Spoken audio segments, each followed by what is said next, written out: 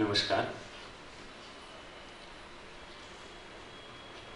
मित्रवर्य राजन गवस, अक्षरदालांचे रवींद्र जोशी, कोल्हापूरचे आपण सगळी सन्माननीय मंडळी, रणवीर प्रकाश हे माझे मित्र आणि आपण सर्व साहित्य संस्कृती मंडळाच्या शिबिरामधून पहिल्यांदा मला कविता म्हणण्याची संधी मिळाली. पहिल्यांदा मला प्रकाशक मिळाला. माझं पहिलं पुस्तक पीक पाणी कोल्हापूरच्याच प्रकाशकाने अनिल मेहतांनी प्रकाशित केलं. ते पुस्तक अभ्यासक्रमाला पहिल्यांदा कोल्हापूर विद्यापीठानंच लावलं, मग इतर विद्यापीठाने ते अभ्यासाला लावलं. त्याच्यामुळं कोल्हापूर माझ्यासाठी, माझ्या कवितेसाठी अत्यंत पोषक समृद्ध अशी भूमी आहे. मला या भूमीनं खूप काही दिलेलं आहे. कॉम्रेड गोविंद पानसरे यांची आठवण होणं स्वाभाविक आहे, कारण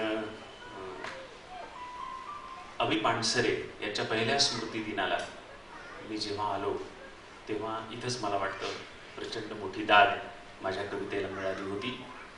आणि त्याच्यानंतरच्या दुसऱ्या स्मृती दिनाला सुद्धा मीच प्रमुख पाहुणा होतो. आणि मला राजन एकदा म्हणाला की मी पानसरे सरांना नेहमी चिडवतो की तुम्ही इंद्रजितची कविता तुमच्या हर एक भाषणामध्ये म्हणता, त्याची रॉयल्टी कधी देणार आहात.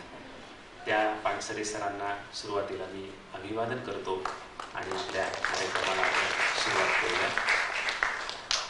अगदी तेव्हापासून मिलिंद यादव हे माझ्याशी संबंधित आहेत, कारण त्या कार्यक्रमाचेही संयोजक मिलिंद यादव होते. या कार्यक्रमाचेही संयोजक मिलिंद यादव आहेत आणि मध्ये अनेक कार्यक्रम त्यांच्या संयोजनाखाली मी कोल्हापूरमध्ये केलेले आहेत.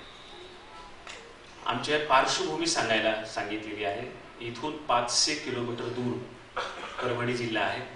तिथून पुढे 50 किलोमीटर दूर रिधोरा नावाचं माझं गाव आहे. पूर्वीच्या परभणी जिल्ह्यात, आताच्या हिंगोली जिल्ह्यात वसमत तालुक्यात रिधोरा नावाचं गाव आहे.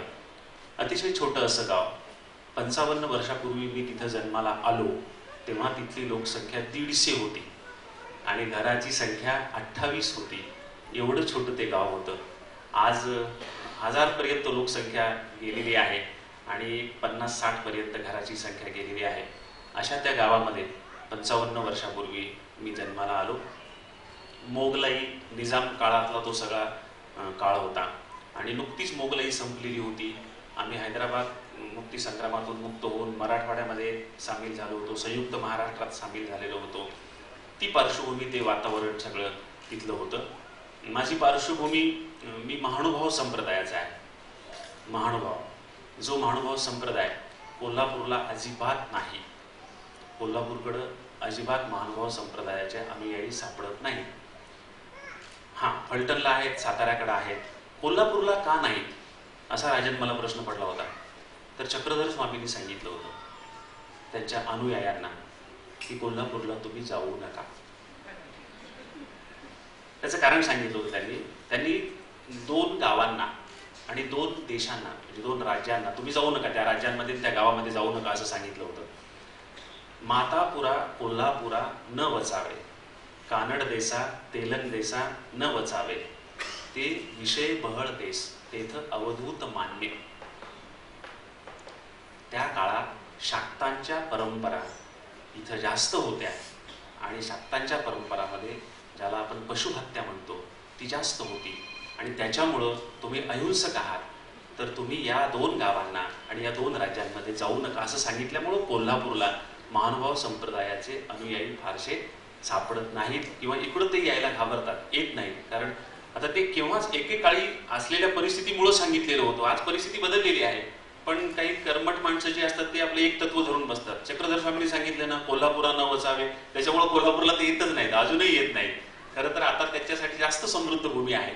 पण अशा त्या महानुभाव संप्रदायाचा मी अनुयायी आहे आणि लहानपणापासून महानुभाव संप्रदायाचाच मी अभ्यास जास्त केलेला आहे. मी मुद्दाम थोडीशी पार्श्वभूमी याच्यासाठी जास्त सांगतो की पुढच्या गोष्टी अनेक सोप्या जाव्यात. माझा मी शैक्षणिक विकास सांगतो, त्याच्याबरोबरच मग कवितेची पार्श्वभूमी सांगतो. की 4थीला मी फुकट पास झालेला आहे, 7वीला मी ढकल पास झालेला आहे आणि मॅट्रिकला मी नापास झालेला आहे. 1973 साली मी 4थीच्या वर्गात होतो. आम्हाला लोखंडे नावाचे गुरुजी शिकवायला होते.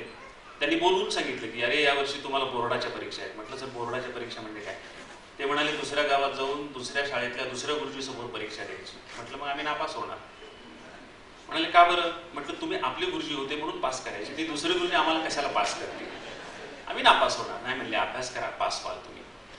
मग आम्हाला थोडा ताण आला, टेन्शन आलं, पण आमचं टेन्शन त्या वर्षी देवानं हलकं केलं. 1973 साली महाराष्ट्रात भयंकर दुष्काळ पडला आणि महाराष्ट्राचे मुख्यमंत्री वसंतराव नाईक यांनी असा निर्णय घेतला की कोणत्याही वर्गातल्या पोरांच्या परीक्षा घेऊ नका, सगळी पोरं पुढच्या वर्गात बसवा. त्याच्यामुळं 4थीची परीक्षा देण्याची गरज पडली नाही.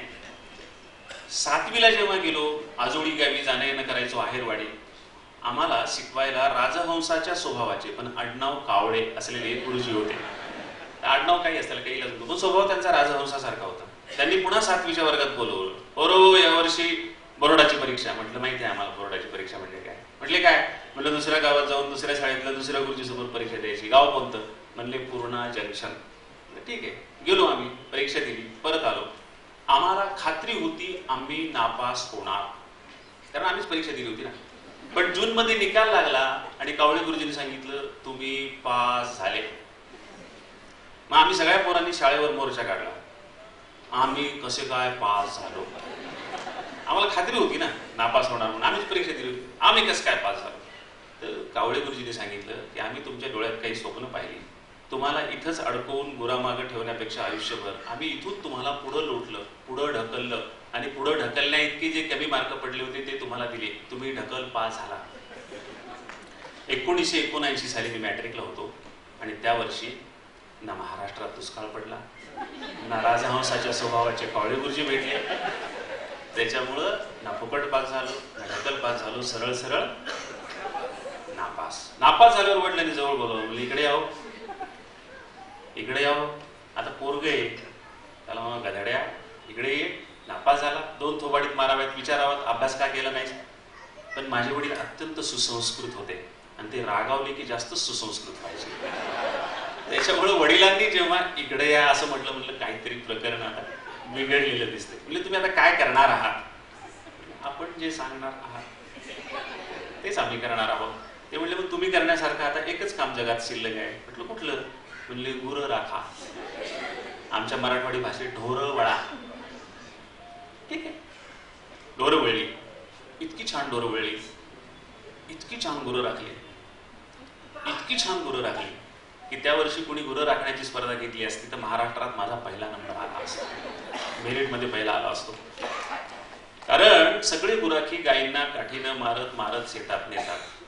मी आधीच महानुभावांचा अनुयायी, चक्रधराची सूत्रपाठ केलेली, अहिंसेचं तत्वज्ञान शिकलेला, गायीला मारायचं नाही. त्यामुळे गायीची बिरडी सोडायचो, मी पुढे चालायचो, माझ्या खड्डीवर गायी माझ्या पाठीमागे यायच्या. गाय पिकात गेली, काठी मारून कधी बाहेर काढायचं नाही, तिच्या गळ्याला धरायचं, बांधावर आणायचं. नाही ऐकली, तिला पीक खाऊ द्यायचं, आपण बांधावर यायचं, रडायचं उंच आवाजात. मी रडलो की गाय माझ्या जवळ येऊन उभं राहायची. मला असं वाटायचं की गायी गवत खातात, आपण भाकरी खातो, उलट का होऊ नये? गायीनं भाकर का खाऊ नये, आपण गवत का खाऊ नये?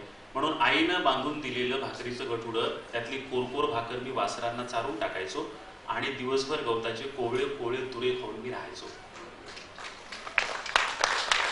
गवताचे तुरे इतके सुंदर लागतात, इतक्या वेगवेगळ्या चवी असतात त्याच्यामध्ये, हे खाल्ल्याशिवाय नाही कळणार तुम्हाला. दिवस दिवस मी गवताचे तुरे. मला सांगा इतकी चांगली गुरुमुनी राखली असतील का? आलो असतो का नाही मेरिटमध्ये महाराष्ट्रात पहिला? पण माझ्या बापानं मला एकही पैसा दिला नाही. पण मी माझ्या बापाच्या बापाला हे पैसे सोडले नाही. वर्षभर गुरं राखले, ते पैसे वसूल केले. कसे केले माहितीये? पुढं चालून मी जेव्हा लेखक झालो तेव्हा वर्षभर गुरं राखली, त्या अनुभवावर गायी घरा आल्या नावाचं पुस्तक लिहिलं. 1995 साली मराठीत प्रकाशित झालेल्या ललित गद्याच्या पुस्तकांपैकी सगळ्यात उत्कृष्ट पुस्तक म्हणून 15,000 रुपयाचा पुरस्कार त्याला मिळाला. महाराष्ट्राच्या मुख्यमंत्र्यांनी मंत्रालयात बोलून 4 श्रीफळ अंगावर टाकून ती 1 वर्षभराची गुराखोड मला दिली. आणि मी पोरांना मुद्दा मी आठवण सांगत असतो की आपल्यावर आयुष्यात कधी कशी वेळ येईल ते सांगता येत नाही. जी वेळ आली तिला सामोरं जावं, जे काम समोर आलं ते प्रामाणिकपणे करावं. गुरं राखणे, मी जर असं म्हणालो असतो माझ्यावर गुरं राखण्याची वेळ आता काय खरंय, तर तिथंच राहिलो असतो मी. पण त्याच्यातून बाहेर येणं महत्वाचं असतं. मी एका बाजूने तुम्हाला सांगत होतो फुकट पास, ढकल पास, नापास झालो, पण दुसऱ्या बाजूने त्याच वेळेला मला काय येत होतं हे जर मी तुम्हाला सांगितलं तर त्याचंही तुम्हाला आश्चर्य वाटेल. मी इयत्ता 7वीच्या वर्गात असताना मला संपूर्ण भगवद्गीता संस्कृतमधून 700 श्लोक 18 अध्याय मुखपाठ होती. मी महानुभव होतो. मठातून मला ती शिकवली जायची. संपूर्ण भगवद्गीता 7वीच्या वर्गात असताना पाठ, 8वीच्या वर्गात असताना संपूर्ण सूत्रपाठ 1050 सूत्रपाठ, दृष्टांत पाठ 114 दृष्टांत पाठ, 9वीच्या वर्गात असताना बहिणाबाईच्या संपूर्ण 52 कविता पाठ, मॅट्रिकला असताना पहिलीपासून मॅट्रिक पर्यंतच्या सगळ्या कविता पाठ आणि आईच्या जात्यावरच्या ओव्या तर इतक्या पाठ होत्या की मलाच माहीत नव्हतं किती पाठ होत्या. आंबेडकर विद्यापीठात मी शिकायला गेलो. लोकसाहित्याचे तत्वज्ञ अभ्यासक प्रभाकर मांडे मला शिकवायला होते. वर्गामध्ये एखाद्या लोकसाहित्याच्या तत्वाच्या विशदीकरणासाठी ओवीची गरज पडली तर मला मांडे सर म्हणायचे, इंद्रजित अशा अर्थाची एखादी ओवी म्हण रे. मी उठून उभं राहायचो, 10 ओव्या म्हणायचे. मला म्हणायचं किती ओव्या पाठ आहेत. म्हटलं सर पाठ आहेत, किती आहेत माहित नाही. म्हणले मग मोज ना. म्हटलं कशा मोजायच्या तोंडातल्या तोंडात. म्हणाले लिहून काढ. मग त्यांनी मला एक 200 पानाचं रजिस्टर दिलं. मी ते रजिस्टर घेतलं. आंबेडकर विद्यापीठाचं वसतिगृह क्रमांक 1, माझी खोली क्रमांक 93 होती. त्या खोलीवर गेलो आणि मी माझ्या पाठ असलेल्या ओव्या लिहायला सुरुवात केल्या. एक दिवस संपला, एक रात्र संपली, दुसरा दिवस संपला, दुसरी रात्र संपली, तिसरा दिवस संपला, तिसरी रात्र संपली, वही संपून गेली, रजिस्टर संपून गेलं. माझ्या ओव्या लिहिणं संपलं नाही. 4थ्या दिवशी वर्गात नेऊन सरांच्याकडे ते रजिस्टर दिलं. 5व्या दिवशी वर्गात मांडे सरांनी विचारलं, माहिती आहे का तुला किती ओव्या पाठ आहेत. म्हटलं सर माझा सगळा वेळ लिहिण्यात गेला, मी मोजल्या नाही. म्हणजे माझी रात्र सगळी मोजण्यात गेली. म्हणाले की किती ओव्या पाठ आहेत. म्हणाले तुला जात्यावरच्या 2000 ओव्या पाठ.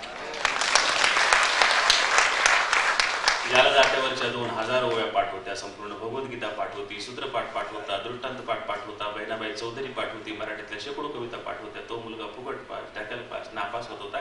मी नेहमी म्हणतो तो मुलगा फुकट पास, ढकल पास, नापास होत नव्हता. इथली शिक्षण व्यवस्था फुकट पास, ढकल पास आणि नापास होत होती. कारण या शिक्षण व्यवस्थेला कळत नव्हतं याची परीक्षा कशी घ्यावी आणि याला कळत नव्हतं शिक्षण व्यवस्थेची परीक्षा कशी द्यावी. म्हणून फुकट पास, ढकल पास, नापास हाही इतिहास आहे. नाहीतर मी तर मेरिटमध्येच नेहमी आलेलो आहे. मॅट्रिकला नापास झालो पण मी मेरिटमध्येच होतो. कारण माझ्या शाळेत हयातनगर नावाच्या गावामध्ये फक्त 18 मुलं त्या वर्षी मॅट्रिकला होती. सगळीच्या सगळी नापास झाली. नापासात सगळ्यात जास्त मार्क मला होते. त्याच्यामुळे शाळेत पहिलाच होतो मी. कॉलेजमध्ये गेलो पहिलाच होतो, 45% मार्क. विद्यापीठात गेलो, 8 जिल्ह्याला एकच विद्यापीठ होतं पण तरी विद्यापीठामध्ये मी मेरिट फर्स्ट होतो. वाघो मायदेव, वालो कुलकर्णी, अण्णाभाऊ साठे सगळी सुवर्ण पदकं मला होती. म्हणजे मी मेरिटही सिद्ध केलेलं आहे. फुकट पास, ढकल पास, नापास हाही माझा इतिहास आहे. पण माझं हे जे पाठांतर होतं हे पाठांतर हेच मला वाटतं माझ्या कवितेची पार्श्वभूमी होती. मला पुढं कविता लिहिण्यासाठी कधीही मागं फिरून पाहण्याची गरज पडली नाही. माझ्याकडे शब्दसंग्रह होता, कवितेची जाणीव होती. त्या पाठांतरामुळे मला सगळ्या गोष्टी आपोआप मिळाल्या होत्या आणि महानुभाव पंथाची पार्श्वभूमी आपोआपच संस्कारक्षम होती. कारण माझं लहानपण मठात गेलेलं होतं ते मी थोडं पुढं सांगितलं. नमस्कार. इंद्रजितने सांगितलं तसंच काहीसं माझ्या आयुष्यामध्ये घडलेलं आहे. रत्नागिरीचं अखिल भारतीय मराठी साहित्य संमेलन होतं. 25 वर्ष त्या गोष्टीला झाले आणि रत्नागिरीच्या साहित्य संमेलन स्पर्धेतनं त्यावेळेला कवींना त्याच्यामध्ये कविता वाचण्याची संधी मिळाली होती. काहीतरी 2,500-3 हजार कवींनी सहभाग घेतला. त्यातले काहीतरी 250 कवी निवडले, पुन्हा 25 कवी त्यातनं निवडले आणि 25 मधून 5 कवी निवडले. आणि त्या 5 मध्ये दादा मडकईकर, महेश किळोस्कर, कवयित्री नीरजा आणि मी, आम्ही असं 5 कवी होतो. तर कोल्हापूरचं एवढं प्रेम आहे प्रचंड की अनंतराव दीक्षित त्यावेळेला तिथे संमेलनामध्ये होते आणि ते माझे मित्र विजय चोरमारेंना म्हणाले की या मुलाला घेऊन कोल्हापूरला आला तर बरं होईल, आपण ऑफिसला घेऊन ये. आणि रत्नागिरीच्या साहित्य संमेलन आटोपल्यानंतर मी कोल्हापूरला आलो. दीक्षित साहेबांनी माझ्याशी काही गप्पा मारल्या आणि इथून मी लासलगावला गेलो तर कधी माझी ओळख नाही, कुठे कवितेचा काही संबंध नाही, कुटुंबात काही नाही. आणि मी घरी पोहोचतो तोपर्यंत संपूर्ण महाराष्ट्रामध्ये संपूर्ण पानभर लेख माझ्यावरती छापून आलेला होता सकाळमध्ये आणि सगळीकडे कौतुकाचा वर्षाव सुरू झाला. तर मलाही असं वाटलं नाही की एवढी एक कविता वाचल्यानंतर एवढा महाराष्ट्रभर आपला परिचय होईल किंवा एवढं आपलं कौतुक होईल. तर एवढं कोल्हापूरचं त्या दिवसापासून ते आजपर्यंत प्रेम आहे. माझंही इंद्रजितने सांगितलं त्याच प्रमाणे झालेलं आहे. मी 10वी मराठीमध्ये नापास झालेलो आहे. ऍडमिशन घेतलं 11वीच्या वर्गामध्ये. 82 कदाचित ते वर्ष असं 82-83चं. लासलगाव हे संपूर्ण मोठी आशिया खंडातली बाजारपेठ, कांद्याची बाजारपेठ. हजारो बायका कांद्याच्या खळ्यावरती काम करायच्या आणि गावाला प्यायला पाणी नाही, नदी नाले आटलेले, गुरावासरांना चारा नाही, ही अशी सगळी परिस्थिती. कवितेचा तर काही संबंधच नव्हता, 10वी नापासच होतो. आणि काचरे सरांनी त्यावेळेला फळ्यावरती लिहिलेलं होतं की कुणाकडे कविता, लोककथा, लोकगीत असेल तर ते माझ्याकडे आणून द्या, मराठी विभाग प्रमुख प्राध्यापक विजय काचरे. तर मी म्हटलं आपण ज्यांच्याकडे दूध द्यायला जातो, रोज आपण त्यांच्या घरी जातो, आपली ओळख आहे, सरांनी आपल्याला पेपर देऊन पास, परीक्षा द्यायला सांगितली, आपण पासही झालो. तर म्हटलं चला आपण नियतकालिकासाठी काहीतरी देऊ. नियतकालिक कॉलेजचं नियतकालिक, महाविद्यालयाचं जे वार्षिक नियतकालिक होतं त्या नियतकालिकासाठी काहीतरी लिहायचं म्हणून मला वाटलं की आपल्याला 4 लोक ओळखतील, आपण काहीतरी लिहून बघू. आणि अशा सगळ्या वातावरणामध्ये लासलगाव आणि तिथलं सगळं बायकांचं रडणं, ओरडणं, त्यांचा आक्रोश, पाण्यासाठीचा टाव, हा सगळं डोळ्यांनी बघितलेला, कानांनी ऐकलेला. तर मी त्यावेळेला त्या अगोदर एक ओळ लिहिली होती की खेडे आमची टेकडीवरती जसे विंचाची बिराड पाठीवरती. काचरे सरांनी तो कागद बघितला आणि विचारलं की अरे लासलगाव काही डोंगरात आहे का, खेडं आहे का, ते विंचाचं बिराड पाठीवरती आहे का? तर म्हटलं नाही सर. मग तू असं कसं लिहिलं? म्हटलं सर मला सुचलं. आणि सुचलं ठीक आहे, पण तुला काय जे दिसतं ते लिहिलं पाहिजे. मला तोपर्यंत वास्तव आणि ह्या सगळ्या गोष्टी आणि साहित्यातलं वास्तव हे समजण्याचं काही कारणच नव्हतं कवितेतलं. सर म्हणाले तू रोज काय बघतो? म्हटलं बायका बघतो, कांद्याच्या खाळीवरती सकाळी आलेल्या बायका रात्री 12 वाजता गावातनं आपल्या शेतावरती गावी परत जातात, पण त्यांचं काही दुःख असेल. म्हटलं ते पाणी आणायला 2-2 मैल जातात, पिण्यासाठी पाणी आणण्यासाठी. गुरावासरांना पाणी आणण्यासाठी 4-4, 5-5 मैलावरती जावं लागतं. मग हे कवितेमध्ये तुला काही मांडता आलं तर बघ.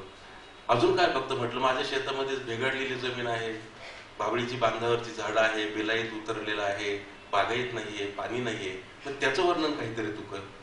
काचरे सरांनी जेव्हा सांगितलं तेव्हा मी म्हटलं एवढं सगळं करून कवितेत मांडायचं कसं?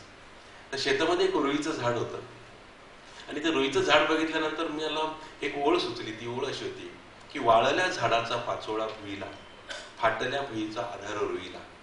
आणि ते जसले तसं चित्र पुढे रुईचं झाड आहे, थोडा पाला पाचोळा पडलेला आहे, जमीन भेगाडलेली आहे. त्या 2 ओळी मी कागदावरती लिहिल्या आणि काचरे सरांना म्हटलं सर घ्या कविता. सरने अतिशय संशयाने माझ्याकडे बघितलं. हे तूच लिहिलं म्हणाले. म्हटलं सर मीच लिहिलं. म्हणजे तू लिहिल्याचं काय प्रूफ? म्हटलं सर हे शेतामध्ये माझ्याकडे आहे हे झाड, हे सगळं तू सांगतो ते खरं, पण तुला असं सुचलं कसं की वाळल्या झाडाचा पाचोळा रुईला, फाटल्या भुईचा आधार रुईला?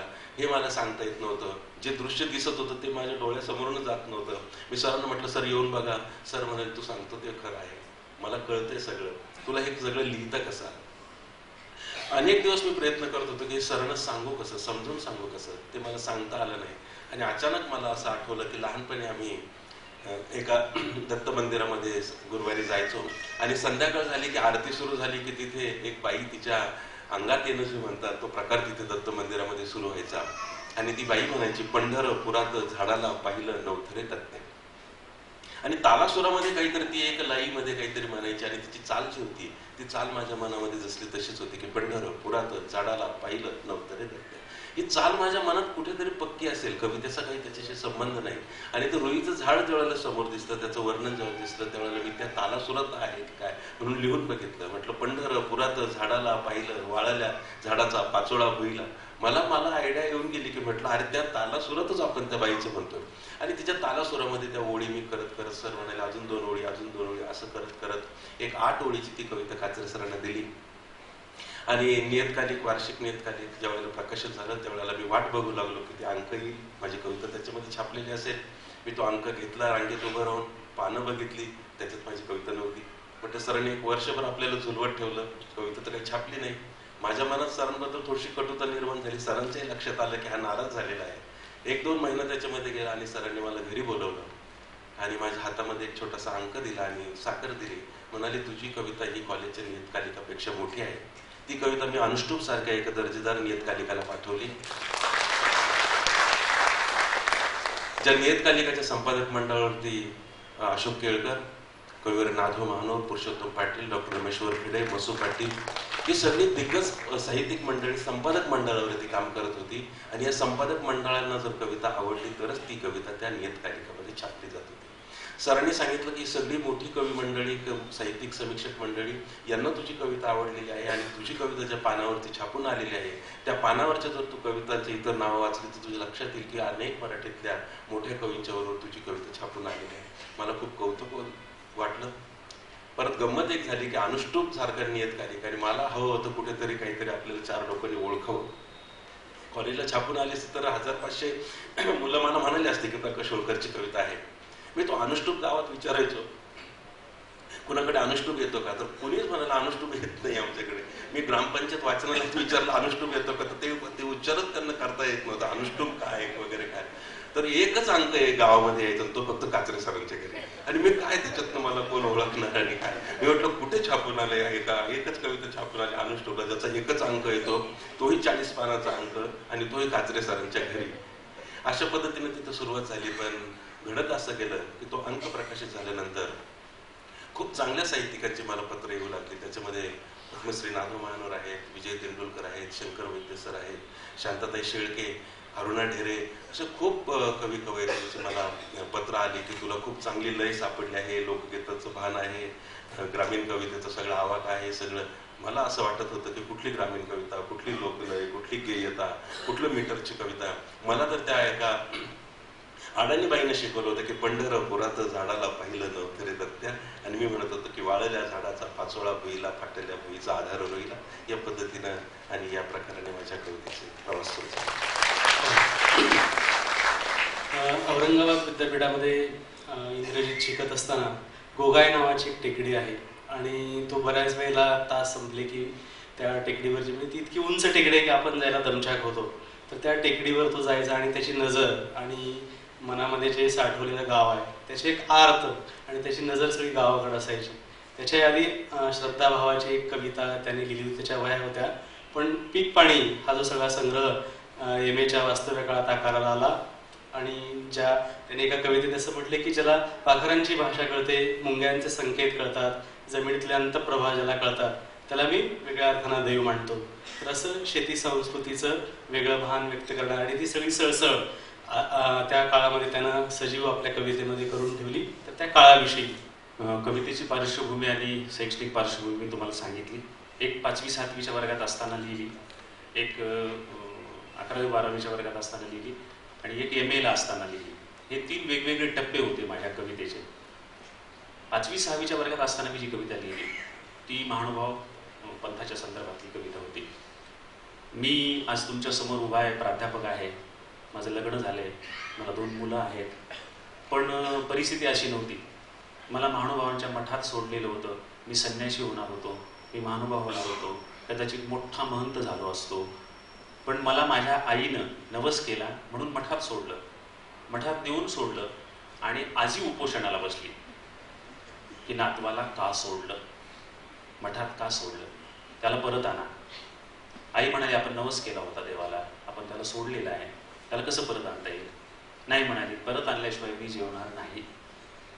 मग वडील गेले मठात, ते म्हणाले अहो माझी आई जेवत नाहीये, याला परत न्यावं लागणार. तर ते महानुभाववंत म्हणाले की मठातून परत नेलेला मुलगा जगत नाही, तो मरेल परत नेलं तर. तुम्ही देवाला सोडलेला जीव परत नेताय, असं कुठं असतं का, नाही नेताय. मग वडील घरी आले, वडिलांनी आजीला सांगितलं की तो नातू घरी आणला तर मरेल.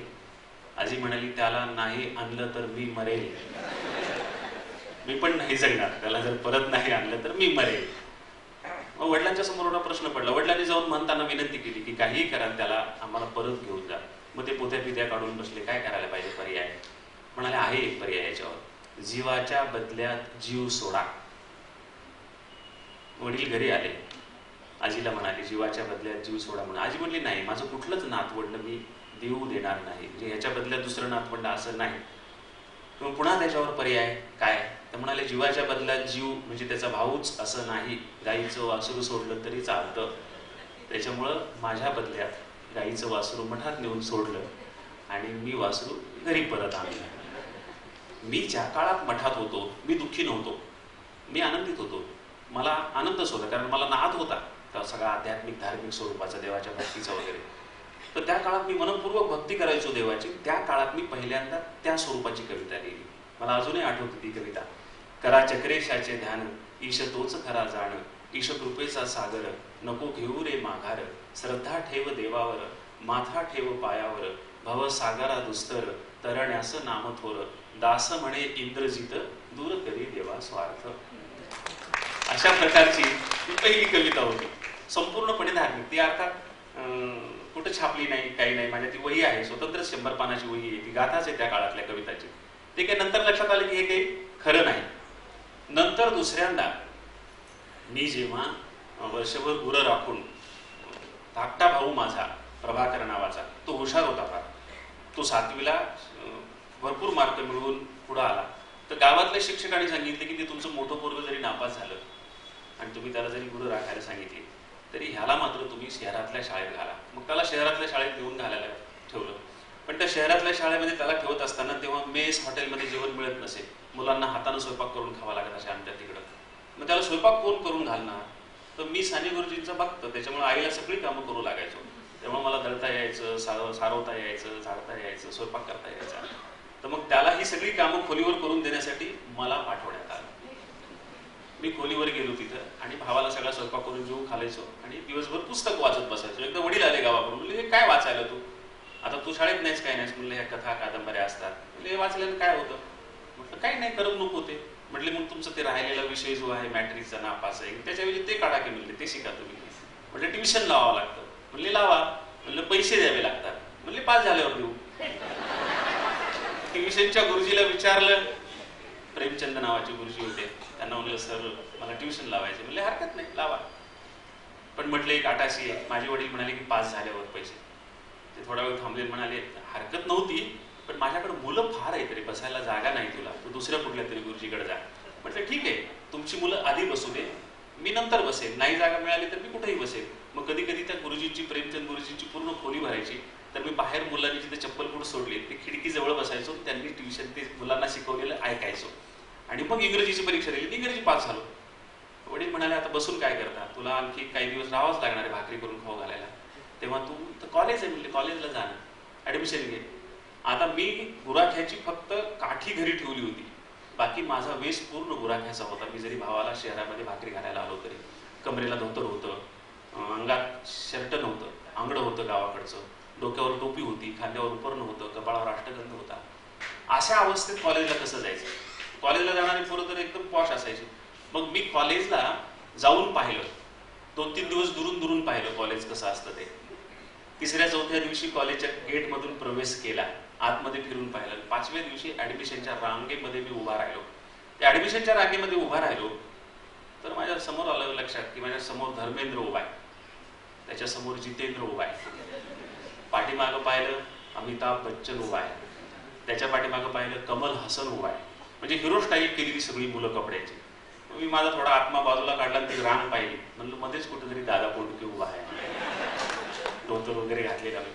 ह्या अमिताभ बच्चनला, धर्मेंद्रला, जितेंद्रला माझी चेष्टा करायची हुकी आहे.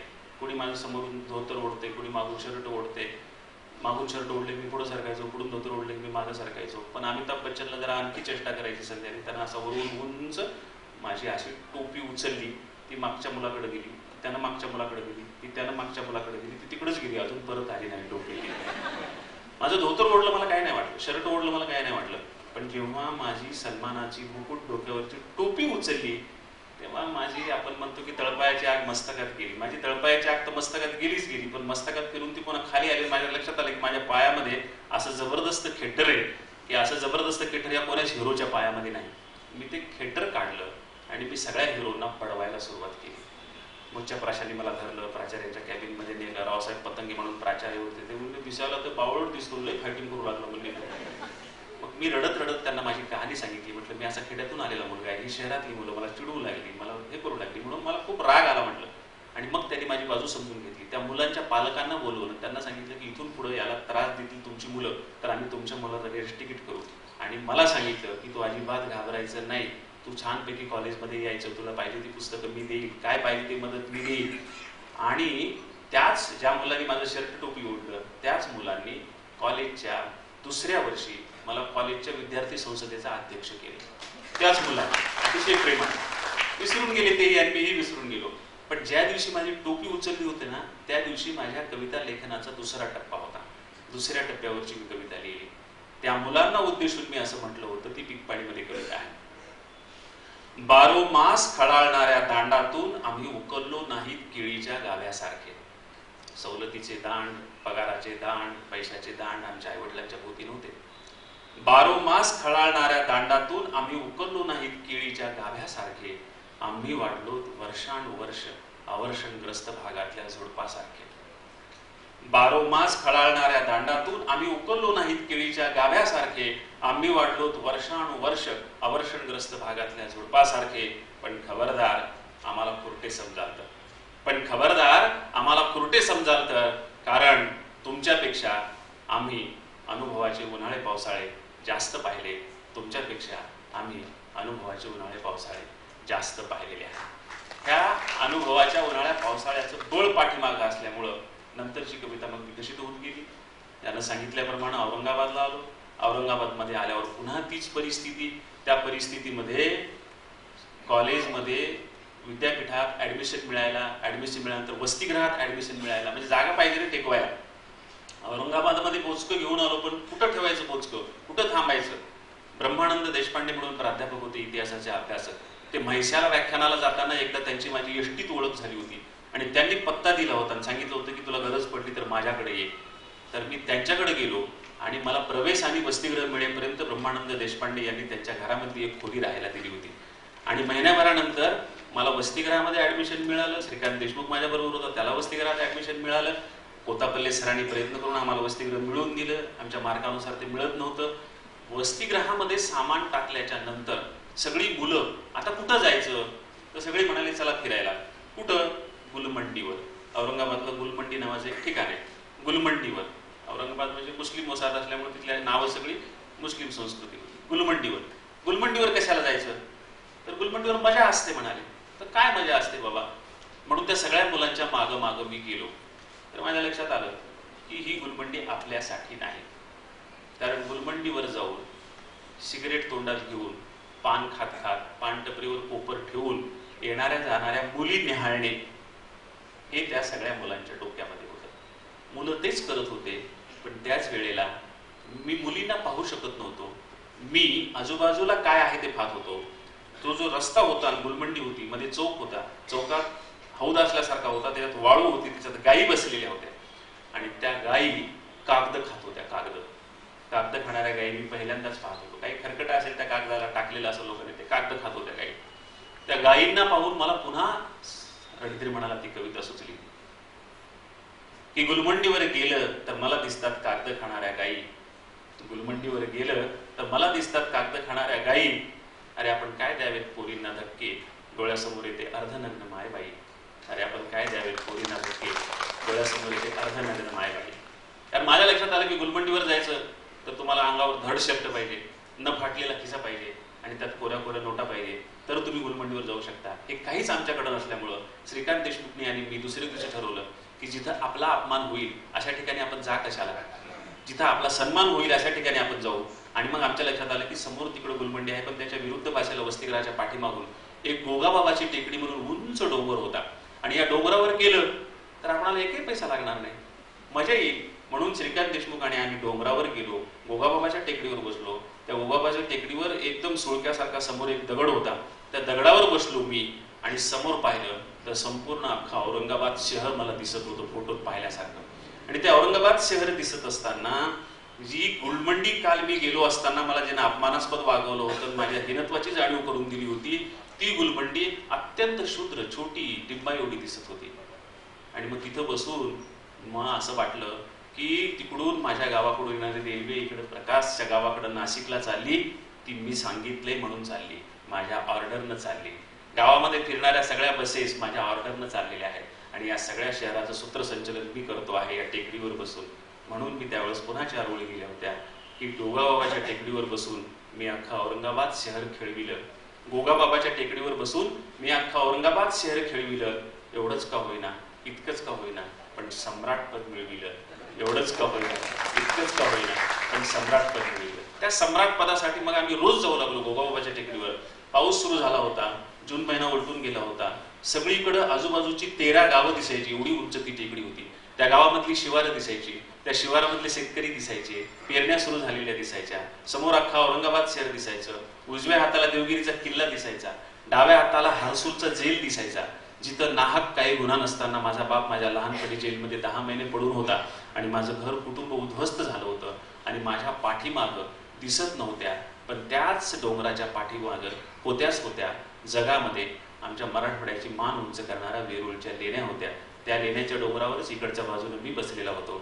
मग आमच्या मनात भारावून अशी अवस्था यायची, गावाकडच्या सगळ्या आठवणी यायच्या. श्रीकांत आणि मी चर्चा करायचो, आता आपलेही भाऊ शेताला तिथून घेऊन गेले असतील, आपलाही दादा भाकरी घेऊन गेला असेल, आपलाही बाप सरलेलं बी मध्येच घेऊन गेला असेल, आपलीही आई आणखी काहीतरी काम शेतामध्ये करीत असेल. आणि या सगळ्या आठवणीच्या कविता मी तेव्हा लिहिल्या.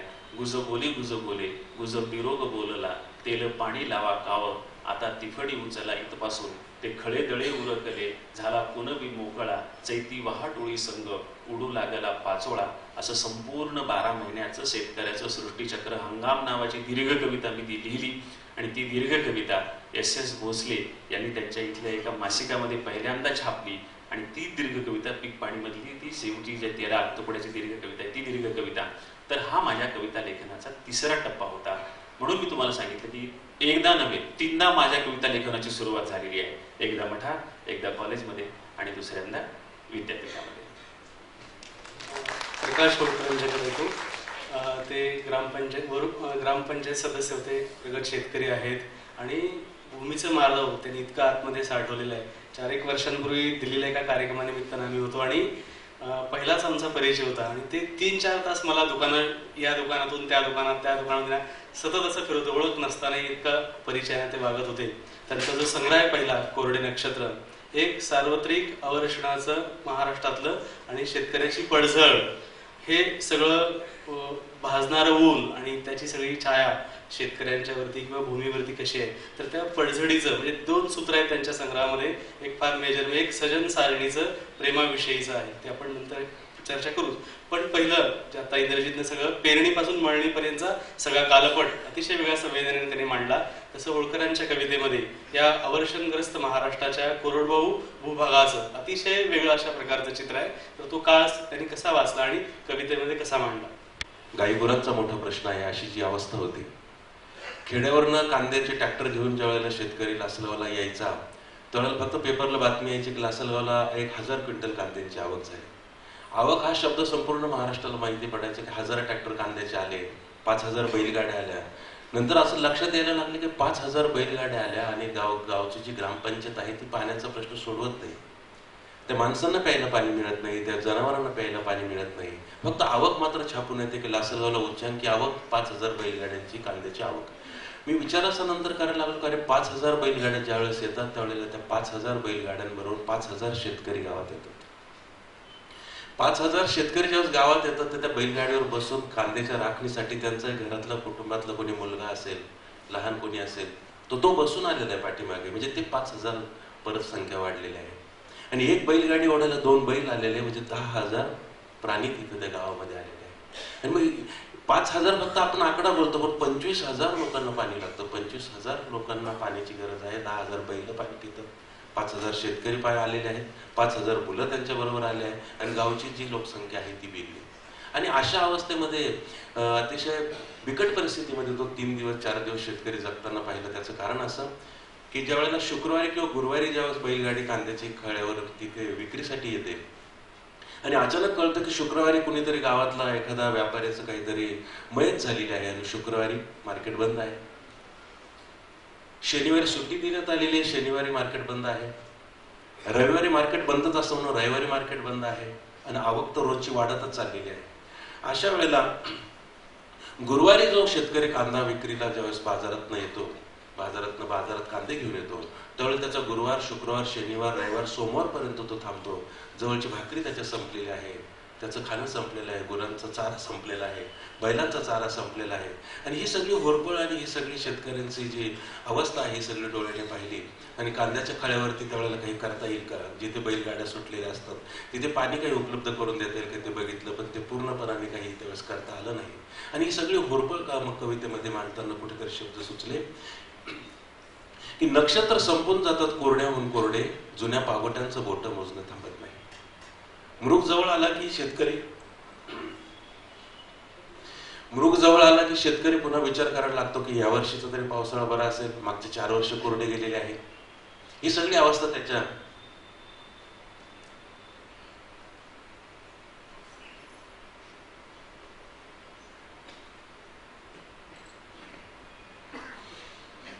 पाचवीला पोचलेली त्याची सगळी अवस्था आहे.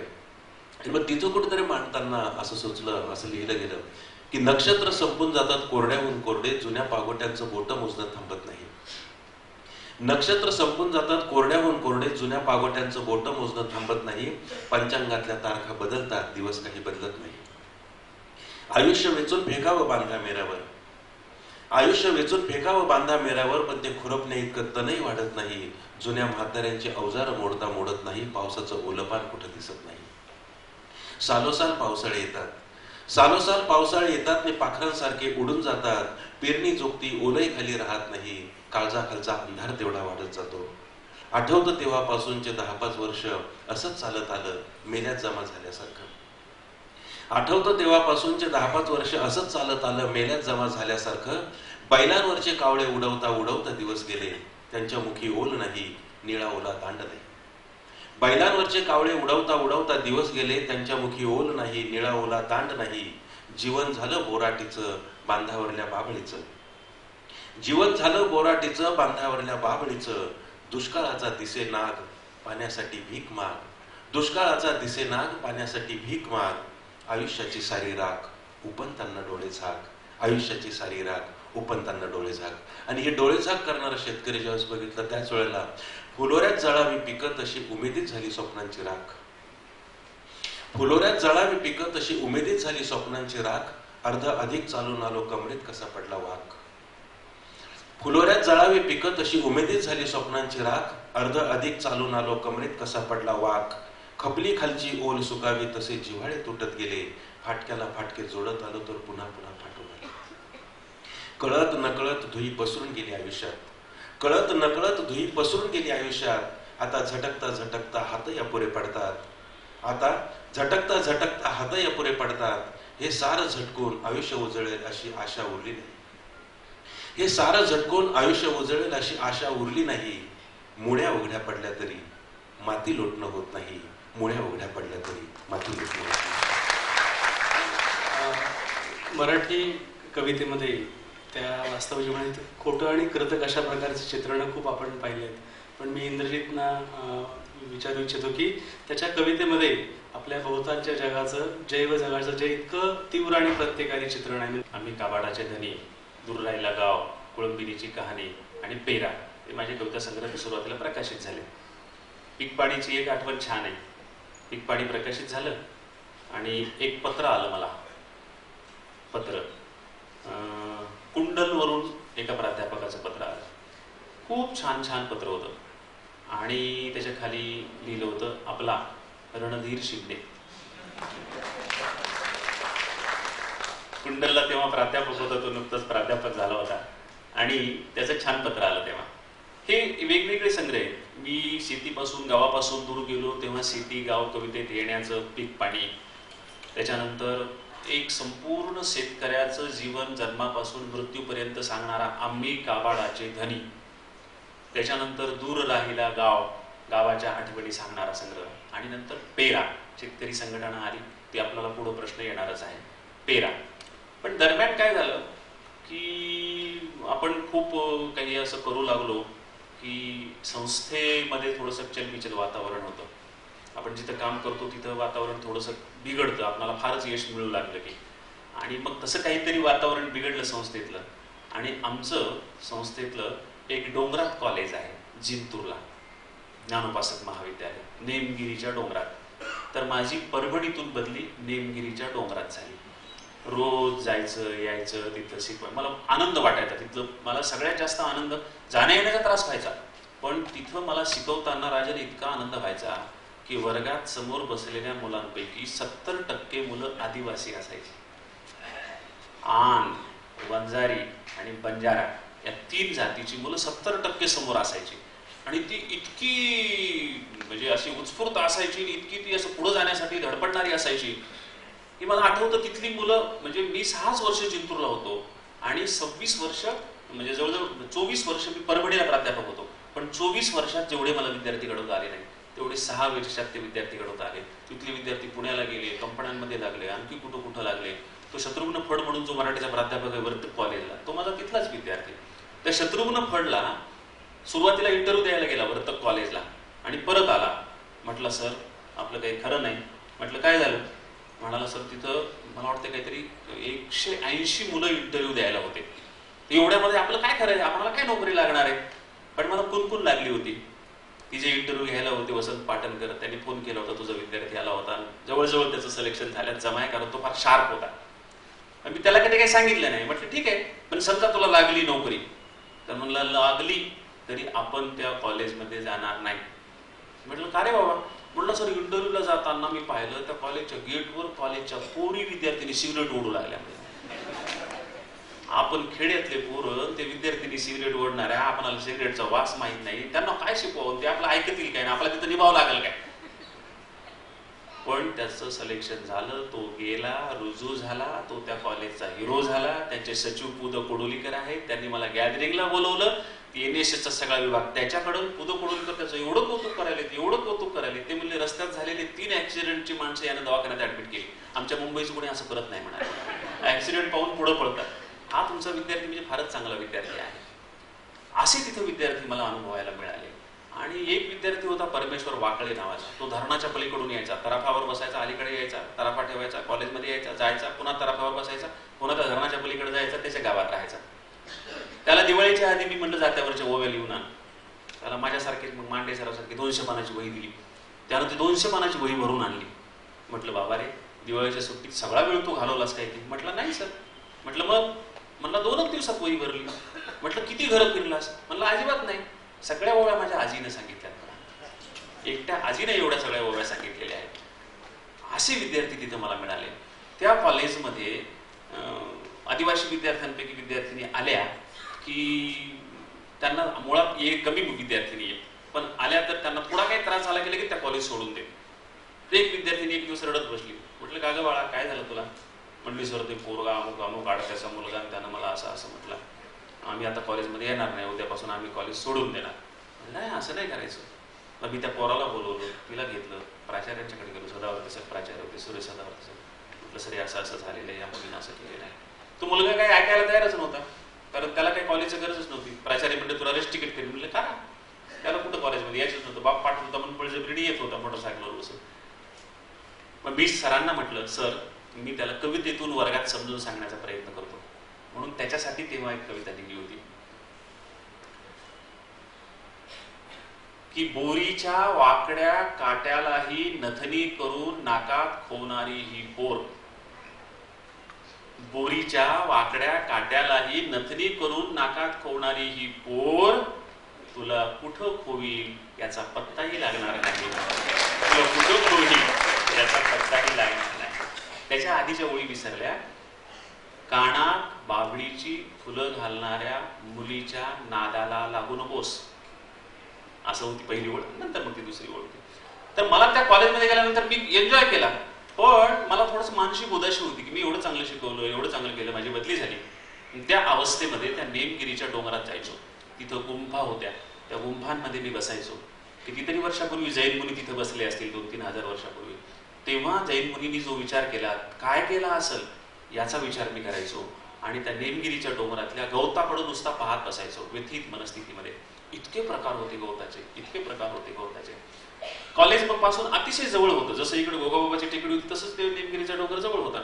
म्हणजे मी एक मध्ये रिकामा तास असला की मी त्या गुहेत जाऊन बसायचो. थोडी घाण असायची, काट्या कोराट्या असायच्या, आणि तरी पण मी तिथे जाऊन बसायचो. आणि टोल पडला की मी यायचो. 3 मिनिटात मला वर्गात येता यायचं. म्हणजे तिथे टोल पडला आणि टोल तिथं ऐकू यायचा. मला टोल पडला की मी वर्गात येऊन शिकवायचो. रिकामा पिरियड असला की पुन्हा जाऊन तिथं बसायचो. कोणीतरी गुराख्यांनी ते पाहिलं की हे सर इथं येऊन बसतात म्हणून. त्या गुराख्यांनी, सगळ्या गुराख्यांनी मिळून ती जागा साफ सूफ स्वच्छ केली, धुवून काढली, मला तिथं बसता यावं म्हणून. मग दुसऱ्या दिवशी गेलो, पाहिलं तर ती गुंफा स्वच्छ केलेली. अरे म्हटलं हे कुणी केलं? मला आश्चर्य वाटलं. पण मी टोल पडून वापस येताना ते गुराखी मला आडवे आले. म्हणाले सर छान झालं ना आता. म्हटलं काय रे बाळा, गुंफा स्वच्छ केली. म्हटलं तुम्ही केली का? म्हणाले हो. म्हटलं कशाला केली? नाही म्हणले मग तुम्ही येऊन बसता इथं, एवढी ती घाण गुहा होती म्हणले, मग ती आम्हाला बरं वाटणं गेलं म्हणले तुम्ही आमच्याकडे येऊन बसता. तिथं त्या पोरांचं प्रेम, गुराख्यांचं प्रेम, त्या डोंगराचं प्रेम, त्या गवताचं प्रेम. मी त्या गवताचं निरीक्षण करायचो, बारीक बारीक बारीक बारीक बारीक बारीक गोष्टी गवताच्या. तू जे म्हणालास भूमीचे मार्दव, भूमीचे मार्दव कविता संग्रहाचं नाव आहे, त्याच्यामध्ये मला वाटतं 50 पेक्षा जास्त कविता गवतावर आहेत. पिकावर मी लिहिलंच होतं शेतकऱ्याचा मुलगा असल्यामुळं, पिकाकडे माझं लक्ष होतं, पण गवताकडे मी शत्रू म्हणून पाहिलं होतं ना. तेव्हा पिकाला हानी करणारा गवत शत्रू म्हणून पाहिलं, तणकट म्हणून त्याच्याकडे पाहिलं होतं. पण ज्ञानेश्वरांच्या हळूवार भूमिकेत जाऊन भूमीचे मार्दव म्हणून त्या गवताकडे जर पाहिलं आणि त्या जैन मुनींच्या विचार करून त्या गवताकडे पाहिलं, तर मग काय काय छान छान कल्पना सुचतात. असं करून त्या सगळ्या भूमीचे मार्दव मधल्या सगळ्या कविता लिहिलेल्या आहेत. होळकरांना महाराष्ट्रातील जी शेतीची पडझड झाली त्याचा एक महत्त्वाचा संदर्भ त्यांच्या कवितेमध्ये, की ज्योतिबा फुल्यांच्या वैचारिक वारशापासून आपण निखळलो आहोत, तर त्याचा एक संदर्भ त्यांच्या कवितेमध्ये फार चांगला आहे. आणि दुसरा त्याला जोडून बैल नावाची त्यांची कविता आहे, की एकेकाळी बैलाची जी प्रतिमा आपल्या मनात एक मस्तवालपणाची उन्मादी अशा स्वरूपाची आहे, तर त्याची जागा दुबळेपणानं, पांगलेपणानं हे बैल सगळे आपल्यामध्ये कसे मिसळलेले आहेत. आणि अलीकडं सयाजी शिंदेने जो प्रयोग केला त्याच्यामध्ये ती बैल कविता पण त्यांनी फार चांगल्या पद्धतीने सादर केली होती. जितका पिळता येईल तितका शेतकरी पिळून घेण्याचं काम मार्केट कमिटीमध्ये चालतं, इतरत्र चालतं.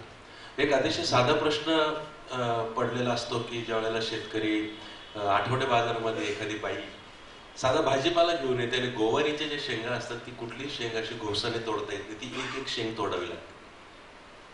एक एक शेंग तोडून तोडून तोडून ज्या वेळेला ती 10-5 किलो शेंगा घेऊन येते, ज्या वेळेला ती बाई बाजारामध्ये 5 रुपये पावशर, 10 रुपये पावशर जो भाजीपाल्याचा भाव सांगते, त्यावेळेला ज्यांना पगार आहे 80,000, 50,000, 1,00,000, त्यातला कुठलाही माणूस मी असं बघितलं नाही बाजारामध्ये की त्या बाईने 10 रुपये पावशर सांगितल्यानंतर 10 रुपये देऊन ती गवारीची शेंग घेतलेली आहे.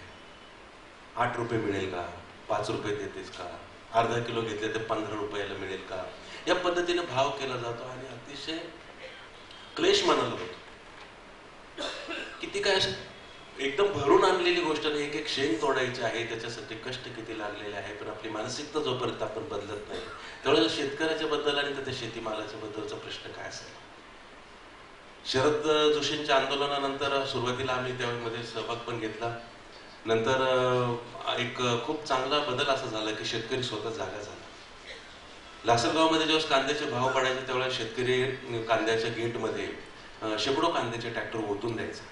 100 रुपये क्विंटल आणि 50 रुपये क्विंटल जेव्हा कांद्याचा भाव होता त्यावेळेला कोणी नेता लागायचं नाही, कोणी सांगायला यायचं नाही की आता आपण आंदोलन करू आणि मार्केट बंद पाडू. शेतकरी स्वतः तयार व्हायचा आणि तो कांद्याचं मार्केटचं गेट कांदे ओतून निषेध व्यक्त करायचा आणि हे करायचं. त्याचा भरोसाच कोणावर त्या काळामध्ये नंतर राहिला नव्हता, की प्रत्येक जणाला कुठेतरी सत्तेची घाई झालेली, शेतकऱ्यांचे प्रश्न म्हणून शेतकऱ्यांचे नेता व्हा, कुणाचा काहीतरी प्रश्न घ्या आणि त्याच्या प्रश्नाचा वाचा करून आपण आपल्यासाठी काहीतरी करा. हे जेव्हा लक्षात आलं त्यावेळेला ज्योतिबांना उद्देशून एक कविता लिहिली. कारण जो मोडून पडलेला शेतकरी आहे त्याचे प्रश्न त्याच्याच जागेवरती राहिले, जो मोठा शेतकरी आहे त्याचे प्रश्न सुटत गेले. म्हणून ज्योतिबांना एक खंत व्यक्त करणारी कविता लिहिली. ज्योतिबा खूप लिहून झालं आणि खूप बोलून झालं यंदा. ज्योतिबा खूप लिहून झालं आणि खूप बोलूनही झालं यंदा, पण आमच्या आतड्यांचा पीळ कोणी मोकळा केला नाही. ज्योतिबा खूप लिहून झालं आणि खूप बोलूनही झालं यंदा, पण आमच्या आतड्यांचा पीळ कोणी मोकळा केला नाही. राबणारा राबत गेला कमरेला माती लागेपर्यंत आणि दाबला गेला मातीत उभा आडवा डोळ्यात देखत, त्याची कुणाला खंत नाही. ज्योतिबा खूप लिहून झालं आणि खूप बोलूनही झालं यंदा, पण आमच्या आतड्यांचा पीळ कोणी मोकळा केला नाही. राबणारा राबत गेला कमरेला माती लागेपर्यंत आणि दाबला गेला मातीत उभा आडवा डोळ्यात देखत, त्याची कुणाला खंत नाही. पेरलं ते उगवेल का आणि पिकलं ते विकेल का सांगता येत नाही. पेरलं ते उगवेल का आणि पिकलं ते विकेल का सांगता येत नाही. आमच्या मालाची आम्हाला चोरी, पावलावर देव आणि रोजचीच वारी. आमच्या मालाची आम्हाला चोरी, पावलावर देव आणि रोजचीच वारी. असं असूनही आमच्या हातांना अजून कष्टाचे मोल आहे. असे असूनही आमच्या हातांना अजून कष्टाचे मोल आहे. तुमचा शेतकऱ्यांचा आसूड आमच्या देवाऱ्यातलं देव आहे. घराचे वासेच जेव्हा मोडकळीला येतात, घराचे वासेच जेव्हा मोडकळीला येतात आणि कुडाच्या भिंती कलून जातात, घराचे वासेच जेव्हा मोडकळीला येतात आणि कुडाच्या भिंती कलून जातात, तेव्हा तुम्हीच होतात मेढीचं लाकूड आणि सावरून धरता साऱ्या घरांचा तोल. तेव्हा तुम्हीच होतात मेढीचं लाकूड आणि सावरून धरता साऱ्या घरांचा तोल. तोच चुना तोच कात नाचली सोंग पेटली रात. तोच चुना तोच कात नाचली सोंग पेटली रात. आम्ही भुरळून जातो इथल्या दलालांच्या गोष्टीला. आम्ही भुरळून जातो इथल्या दलालांच्या गोष्टीला. झुकतो नव्याने गाडी, सजवतो घाट्या घुंगरांनी बैलांचे गळे. झोपतो नव्याने गाडी, सजवतो घाट्या घुंगरांनी बैलांचे गळे. पण अंगावरची माशी उडवणे एवढी ताकद नाही अंगात, ते साज कसे पेलवणार. पण अंगावरची माशी उडवणे एवढी ताकद नाही अंगात, ते साज कसे पेलवणार. आमचेच चाबूक आमचेच हात, आमचेच चाबूक आमचेच हात, काळजाखाली केले वार. ज्योतिबा खूप लिहून झालं आणि खूप बोलूनही झालं यंदा, पण आमच्या आतड्यांचा पिळकुनी मोकळा केला नाही. आमच्या आतड्यांचा पिळकुनी. ज्यावेळेला ज्योतिबांना उद्देशून एक कविता लिहिली, त्याच वेळेला एक वेगळं चित्र सुद्धा दिसत होतं की जे बरोबरचे मित्र आहे, गावातनं सकाळी निघायचं, घरचं काहीतरी घरची भाकरी खायची, गावामध्ये यायचं, राजकारणावर गप्पा मारायच्या, अमक्या आमदाराचं काय झालं, तमक्या खासदाराचं काय झालं, हे सगळं चित्र बघितलं. अरे तुझं घरात काय चाललं तू बघत नाही, आणि याचं काय होईल, हा पुढच्या वेळेस कसा निवडून येईल का, याचं गणित काय होईल, याच्या वाचून आपलं अडलं काय, आपलं शेती आहे, आपण आपला बाप राबतो आहे, आपण काय करतो त्याचं काहीच नाही. आणि एक लागण, एक वेगळी उपरोधिक पद्धतीने मी त्याच्यामध्ये मांडण्याचा प्रयत्न केला की कोणीतरी म्हणतं की तुला काय गरज याची, तुला काय गरज, असं म्हणता म्हणता स्वतःला कशाला गरज आहे बाबा, मला गरज आहे तर तुला पण त्याची काय गरज आहे, तुला त्याची काय गरज आहे. आमच्याकडे शिवळ सांडे बैल म्हणून एक प्रकार आहे, सगळीकडे तो प्रकार आहे, पण आमच्याकडे शिवळ सांडे बैल म्हणतात की तो बैल शिवळेवर पडतो आणि काम करत नाही. नंतर त्याला किती नांगरायचं आहे, किती वखरायचं आहे, किती चालायचं, तर हे त्याला शेतकरी नंतर त्याच्या डोळ्याला एक झापड लावतो की त्याला पुढे किती शेत नांगरायचं हे दिसू नये, त्याला फक्त आपल्या समोरच एक तास दिसावं म्हणून तो एक डोळा झाकलेला राहतो आणि तो बैल ते ओढण्याचं काम करतो. आणि त्याच्या जर मनात आलं की अरे आपल्याला अजून एवढं शेत नांगरायचं, तो बसून घेतो. मग बसल्यानंतर त्याला उठवण्यासाठी कोणी त्या अगोरी पणाने कोणी चिमटे घेतात, कोणी खिळे टोचतं, कोणी तेव्हा तंबाखूचा प्रयोग करतं, हे अनेक प्रकार होतात. पण हे सगळे प्रकार जर बैलांमध्ये असतील, काम चुकार बैलांमध्ये जर असतील, तर हेच प्रकार नव्या तरुणांमध्ये आहे, काम न करणाऱ्या माणसांमध्ये आहे, ऐत खाऊ लोकांमध्ये पण आहे. आणि जगामध्ये एक अतिशय वाईट लागण करणारे जे एक प्रकार आहे, तो प्रकार मला कुठेतरी त्याच्यामध्ये मांडायचा होता, म्हणून बैल या प्रतिमेतनं मी तो मांडण्याचा प्रयत्न केला. बैल, त्यांनीच त्यांच्या वैभवाचे पांगळे बैल आणून बांधले माझ्या गोठ्यात. त्यांनीच त्यांच्या वैभवाचे पांगळे बैल आणून बांधले माझ्या गोठ्यात, आणि माझे बैल सरावानं येऊ लागले लाळीखती, झाडू लागले पाय. त्यांनीच त्यांच्या वैभवाचे पांगळे बैल आणून बांधले माझ्या गोठ्यात, आणि माझे बैल सरावानं येऊ लागले लाळीखती, झाडू लागले पाय. अवताला झुपावं तर वैत पाहून बसू लागले, अवताला झुपावं तर वैत पाहून बसू लागले, गाडीला हाकावं तर शिवळ सांडू लागले. आऱ्या टोचल्या शेपटी मोडल्या, अंगभर चापकाचे वळच वळ. आऱ्या टोचल्या शेपटी मोडल्या, अंगभर चापकाचे वळच वळ. बैल उठत नाही.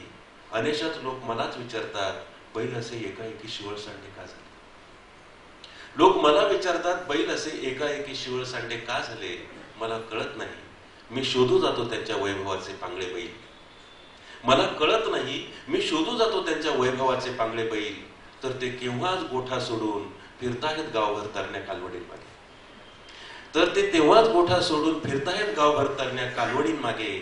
आणि माझा गोठा मात्र दुबळ्या पांगळ्या जनावरांनी भरगच्च भरलेला. आणि माझा गोठा मात्र दुबळ्या पांगळ्या जनावरांनी भरगच्च भरलेला. या सगळ्या कवितेच्या प्रवासाला जागतिकीकरणाचा आणि शेतकऱ्यांच्या आत्महत्येचा फार शोकांत अशा प्रकारचा महाराष्ट्रामध्ये किंवा भारतभरामध्ये प्रश्न आहे. इंग्रजीच्या टाहो या संग्रहामध्ये या सगळ्या कवितांचं विखरून ठेवलेलं आहे.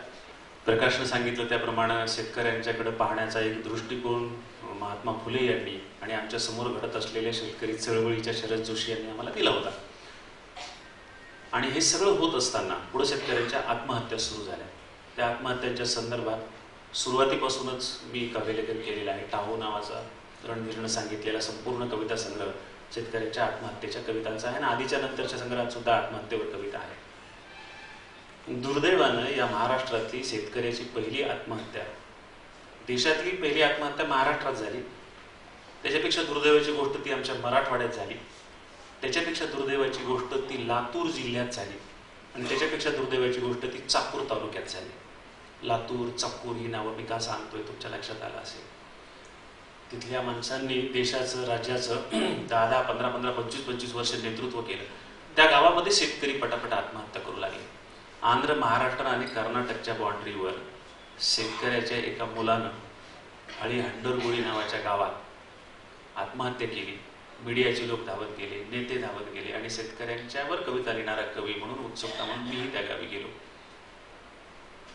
कानडी, तेलुगू, मराठी तिन्ही भाषा बोलणारे लोक त्या गावात. बराच वेळ लागला मला घर शोधून काढायला. मी घर शोधून काढल्यावर त्या घराच्या शेतकऱ्याच्या बाहेरून कडी वाजवली दाराची. थोड्या वेळानं आतून एक 11 वर्ष वयाचा मुलगा दार काढून बाहेर आला.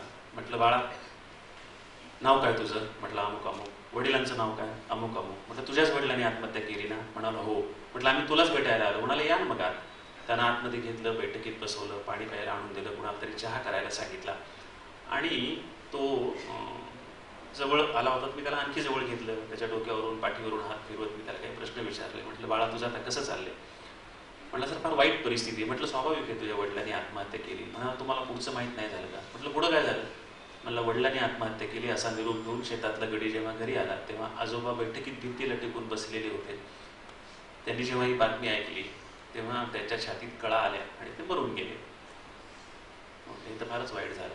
म्हणाला, मग तुम्हाला पुढचे माहीत नसेल. म्हटलं, पुढं काय झालं? म्हणाल्या, 2 मृत्यूची बातमी जेव्हा माझ्या आईला कळाली, ती इथं नव्हती, माझे मामा आजारी आहेत म्हणून माझ्या आजोबी त्यांना भेटायला गेली होती. कुणीतरी जाऊन सांगितलं की तुझ्या नवऱ्याने आत्महत्या केली, सासरा धक्का बसून मेला. तेव्हापासून तिच्या मनावर परिणाम झालाय, ती पागल झाली. आम्ही तिला मागच्या खोलीत कोंडून ठेवलेले. म्हटलं, घरात आणखी कोण आहे? म्हणाला, 2 लग्नाला आलेल्या बहिणी आहेत. म्हटलं, घरात पुरुष किती आहेत? म्हणाला, एकच. म्हटलं, कोण? म्हणाला, मीच. तर तो 11 वर्ष वयाचा पुरुष त्या आत्महत्याग्रस्त कुटुंबाची कहाणी सांगत होता. त्याला म्हटलं, बाळा रे, दुष्काळ पडलेला आहे, डोक्यावर कर्जाचा डोंगर आहे, बापानं आत्महत्या केलेली आहे, आजोबा धक्का बसून मेले, आई पागल झाली, 2 लग्नाच्या बहिणी आहेत, हा सगळा प्रश्नांचा डोंगर तू आता कसा पार करणार आहेस? ते पोरं म्हणाल, सर एक सोपं उत्तर शोधून काढले. म्हटलं, अख्खा देश थकला शेतकऱ्याच्या प्रश्नावर उत्तर शोधून काढायला, तू काय सोपं उत्तर शोधून काढलंस? सांग तरी मला. तो म्हटला, नाही मी तुम्हाला नाही सांगणार. म्हटलं, का? म्हटलं, काय उपयोग आहे तुम्हाला सांगून? काय फरक पडणार आहे तुम्हाला सांगून? म्हटलं, अरे सांग, मी कविता लिहितो, त्याच्यावर कविता लिहिल, महाराष्ट्राला म्हणून दाखवील, त्याला फरक तर होईल फरक. तो म्हणाला, नाही. मग मी सत्याग्रह घेऊन बसल्यावर तो म्हणाला, सर या सगळ्या प्रश्नातून मुक्त होण्यासाठी माझ्या बापानं अख्खा एंड्रीनचा डब्बा पिला होता. मला तर तेवढे लागणार नाही ना, एक ढक्कन पिलं तरी मी या सगळ्या प्रश्नातून मुक्त होईल. म्हणजे त्याच्याही मनात आत्महत्येचा विचार आला होता. त्याला म्हटलं, बाळा रे, आत्महत्या करू नको. म्हणाला, मग काय करू? तर त्याला आणि तेव्हापासून महाराष्ट्रातल्या सगळ्या शेतकऱ्यांच्या पोरांना जे सांगत आलं ती ही कविता आहे. ती ही कविता आहे. शिक बाबा शिक, लढायला शिक, कुणब्याच्या पोरं आता लढायला शिक, जी पानसरे म्हणत होते असं मला राजांनी सांगितलं. आणि कोल्हापूरच्याच मिलिंद भगतसिंग जन्मशताब्दीच्या वर्षात त्या कवितेचं पोस्टर काढलं होतं मोठं, ते मला पाठवले होते पोस्टर. हीच कविता शेतकरी संघटनेनं त्यांच्या रौप्य महोत्सवी अधिवेशनात स्लोगन म्हणून स्वीकारली होती आणि महाराष्ट्रावर डिवायडरवर भिंतीवर लिहिली होती. हीच कविता मृत्यूपूर्वी 15 दिवस आधी दीर्घ आजारातून उठलेल्या बाबा आमटे यांनी स्वतःच्या हातानं आनंदवनाच्या बोर्डावर लिहून ठेवली होती. हीच कविता जी शेतकऱ्याच्या आत्महत्येचा संदर्भ असलेली, शेतकऱ्याच्या पोराने आत्महत्या करू नये म्हणून. एंट्रीचा डब्बा धुण्याचा संदर्भ एका कवितेतला तू सांगितलास. सुरुवातीच्या काळामध्ये जेव्हा एंट्रीन आलं, विषारी औषधं पिकावर फवारायची आली, तेव्हा ते एंट्रीन फवारण्याची साधनं, टोपलं, तो डब्बा एंट्रीनचा, ती बादली जाऊन नदीवर डोहात धुवायचो आम्ही. आणि दुसऱ्या दिवशी लक्षात यायचं की त्या डोहातले सगळे प्राणी मरून वर तरंगतायत, मरून वर तरंगतायत. हे लक्षात आल्यानंतर शेतकरी धुत नव्हते मग तिथं, ते पाणी काढून बाजूला वर धुवायचे. पण सुरुवातीला हे लक्षात येत नव्हतं. त्या डोहात धुतल्यामुळे सगळे प्राणी, मासवळ्या, बेडक्या, सगळ्या मराच्या तरंगून वर यायच्या. तर कुणी आणून धुतला एंट्रीचा डब्बा माझ्या निर्मळ गंगेमध्ये, असा जो संदर्भ आहे तो जागतिकीकरणाचा तो संदर्भ. आणि ती कविता मला बसून कविता म्हणायची सवय नाही, त्याच्यामुळं मैदानामध्ये उभं राहून कविता म्हणायची ती सवय आहे. आणि ही कविता मी एकटा कधी म्हणत नाही, ती तुम्हाला म्हणायची नाहीये, तुम्हाला फक्त टाळ्या वाजवायच्या, मी सांगल तशा. कारण त्याच्याशिवाय या कवितेमध्ये जोश येत नाही, जो शेतकऱ्यांच्या आत्महत्येच्या संदर्भातला असायला हवा तो. तर तुम्ही मग हाताची खून करीत तशा टाळ्या वाजून प्रयोग करून पाहू. जर नाही जमलं तर एका कडव्यानंतर बंद करू. शिक बाबा शिक, लढायला शिक, कुणब्याच्या पोरा आता लढायला शिक. शिक बाबा शिक, लढायला शिक, कुंड्याच्या पोरा आता लढायला शिक, लाजरेपणा बुजरेपणा बाजारात इक, लाजरेपणा बुजरेपणा बाजारात इक, घेऊ नको फाशी बाबा खाऊ नको इक, आता लढायला शिक, माग माग नको पुढं सरायला शिक, माग माग नको पुढं सरायला शिक, आत्महत्या नको हत्या करायला शिक, बाबा लढायला शिक, शिक बाबा शिक, लढायला शिक, कुंड्याच्या पोरा आता लढायला शिक, कुंड्याच्या पोरा आता लढायला शिक, कोट्यावधी कर्ज घेती दलालांची पोरं, कोट्यावधी कर्ज घेती दलालांची पोरं, बुडविती त्याचा कधी करीती ना घोर, बाबा बुडवायला शिक, शिक बाबा शिक, बुडवायला शिक, घेतलेली कर्ज सारी बुडवायला शिक, बाबा लढायला शिक, शिक बाबा शिक, लढायला शिक, कुंड्याच्या पोरा आता लढायला शिक, कुंड्याच्या पोरा आता लढायला शिक, उलटावून शेळ्या हा की सरकार शहाण, उलटावून शेळ्या हा की सरकार शहाण, त्याच्यामुळे जीव तुझा पडला गहाण, बाबा पाळायला शिक, शिक बाबा शिक, पाळायला शिक, निवडून दिलं त्याला पाळायला शिक, बाबा लढायला शिक, शिक बाबा शिक, लढायला शिक, कुंड्याच्या पोरा आता लढायला शिक, कुंड्याच्या पोरा आता लढायला शिक, जातीला हे दिस आणि होईलही ठीक, जातीला हे दिस आणि होईलही ठीक, उद्या तुझी शेतामध्ये उजाडेल पीक, बाबा जगायला शिक, शिक बाबा शिक, जगायला शिक, मरू नको बाबा आता मारायला शिक, घेतलेली कर्ज बुडवायला शिक, निवडून दिलं त्याला पाळायला शिक, शिक बाबा शिक, लढायला शिक, कुंड्याच्या पोरा आता लढायला शिक, कुंड्याच्या पोरा आता लढायला शिक, कुंड्याच्या पोरा आता लढायला शिक, कुंड्याच्या पोरा आता. बऱ्याचदा मी ही कविता म्हणतो, निवडून दिलं त्याला पाळायला शिक म्हणतो, आणि एखादा मंत्री किंवा आमदार खासदारच व्यासपीठावर अध्यक्ष असतो कार्यक्रमाचा, लोक प्रचंड टाळ्या वाजवतात, त्यांच्या काळजात धडधड व्हायला लागतो, पुढच्या निवडणुकीत आपलं काही खरं नाही. बऱ्याचदा मी ही कविता म्हणतो आणि घेतलेली कर्ज बुडवायला शिक म्हणतो, कार्यक्रम बँकेने आयोजित केलेला असतो, मॅनेजर किंवा अध्यक्ष काही व्यासपीठावर बसलेला असतो. ही कविता पहिल्यांदा मी रणधीर इथून जवळ सांगली आणि मिरजच्या मध्ये शेतकरी संघटनेचं महाअधिवेशन झालं होतं. महाअधिवेशन 7 लाख लोक उपस्थित होते त्या कार्यक्रमाला. शेतकरी संघटनेत फाटाफूट झालेली नव्हती, राजू शेट्टीनं स्वाभिमानी शेतकरी संघटना काढलेली नव्हती, शंकर धोंडगे राष्ट्रवादीत जाऊन आमदार झालेला नव्हता, आमचा दुसरा मित्र पाशा पटेल बीजेपीत जाऊन आमदार झालेला नव्हता, आणि आमचे रघुनाथ दादा शेतकरी शिवसेनेच्या नादी लागलेले नव्हते तेव्हा, आता मला वाटतं काँग्रेसच्या नादी लागलेले. त्याच्यामुळं ही सगळी एकजूट होती, सगळे एकत्रित होती, सदाभाऊ तिथं त्याच्यामध्येच होता, एकत्रित होता, मोठं अधिवेशन होतं. आणि पहिल्यांदा शरद जोशींचा त्यावेळेस फोन आला की भालेराव, तुमची एक कविता आमचे कार्यकर्ते फार म्हणतात, तर तुम्ही स्वतः येऊन आमच्या अधिवेशनात बिल्ला लावून ही कविता म्हणाल का? येईल मी अधिवेशनाला, कविता म्हणेल, पण बिल्ला नाही लावणार. म्हणाले का हो? म्हटलं मी ठरवलेलं आहे, कुठल्या पक्षाचा कुठल्या संघटनेचा बिल्ला लावायचा नाही. म्हणजे ठीक आहे. मी आलो आणि सगळे शेतकऱ्यांचे भारतभरातले नेते आलेले होते, आणि शरद जोशीचं खुल्या अधिवेशनातलं मुख्य भाषणाला प्रचंड गर्दी असायची. त्यावेळेस ती 7 लाख लोक होते. दुसऱ्या दिवशी पेपरमध्ये मी ते वाचलं, 7 लाख लोक होते. मी ही कविता म्हटली आणि कविता म्हणून खाली बसलो आणि बोलायला पंजाबचे शेतकऱ्यांचे नेते खासदार भूपेंद्र सिंग मान उठून उभे राहिले आणि ते म्हणाले, इंद्रजीत भालेराव तुमने बहुत अच्छी कविता बोली. म्हटलं क्या हुआ? म्हटले तुम क्या बोले? म्हटलं क्या बोला? ते होते सिख. ते म्हणाले तुम क्या बोले? म्हटलं क्या बोला? ते बोले तुम बोले सिख बाबा सिख, सिख बाबा सिख. अच्छा बोले बोले तुम. शरद जोशी म्हणाले इसका मतलब ऐसा नहीं है. भूपेंद्र सिंह मान म्हणाले साहब तुम्हारे साहब रही रही के थोड़ा मराठी मुझे भी समझ में आ रहा है. इंद्रजीत भालेराव क्या बोले मेरी समझ में आया, लेकिन मैं जानबूझकर बोल रहा हूँ. बोले क्यों? तो बोले क्योंकि इंद्रजीत भालेराव ने आप सबको लड़ने को बोला और लड़ने वाला बोले तो सिख होता है सिख, इसके लिए मैं वो बोला वो भी सच है, तुम जो बोले वो भी सच है. सत श्री अकाल. कार्यक्रम संपला. आम्ही व्यासपीठ उतरून खाली यायलो, शरद जोशी, मी, भूपेंद्र सिंग मान. समोरून एक पब्लिक मधून तगडा माणूस धावत धावत आला, मला कडकडून मिठी मारली. म्हटलं आपलं काही खरं नाही, जातात हाडं मोडून आता. अरे बोले इंद्रजीत भालेराव तुमने क्या अच्छी कविता बोली. बोली गए 15-20 साल से हम इन काश्तकार को एक तालमेल लाने की कोशिश कर रहे हैं, कभी तालमेल ले लाते. बोले तुम्हारी कविता ने सबको एक तालमेल आया. बोले एक ताल तालियां बजा रहे. बोले एक ताल में तुम क्या करो, ये कविता हमको हरियाणवी में ट्रांसलेट करवा दो, मैं बैंक ऑफ हरियाणा की ओर से इसका पोस्टर बनवाऊंगा और पूरे स्टेट में लगवा दूंगा. शरद जोशी म्हणाले तुला यांचा परिचय करून देतो. म्हटलं कोण आहे? म्हणले हे प्रेमसिंग दहिया. हे बँक ऑफ हरियाणाचे चेअरमन आहेत आणि हरियाणातले शेतकऱ्यांचे नेते आहेत. आणि मग ते प्रेमसिंग दही यांना शरद जोशी म्हणाले, तुम्हाला कवितेचं पोस्टर बनवायचं ना? म्हटले हो. म्हणले कविता नीट ऐकली का? म्हटले काय झालं? म्हणले बँकेच्या वतीनं पोस्टर बनवणार ना? म्हटले हो. म्हटले मग कवितेत सांगितले घेतलेली कर्ज बुडवायला शिक म्हणून, आणि बँकेच्या वतीनं पोस्टर लावणार काय? ते म्हणाले अरे अरे इसमें ऐसा लिखा है क्या, ओ लाइन कट करवा दो, बाकी की कविता ट्रान्सलेट करवा दो.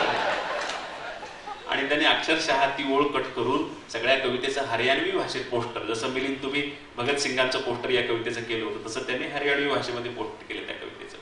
या कवितेचे इतके किस्से, काही किस्से मी महाराष्ट्र टाइम्स मधून लिहिले सुद्धा.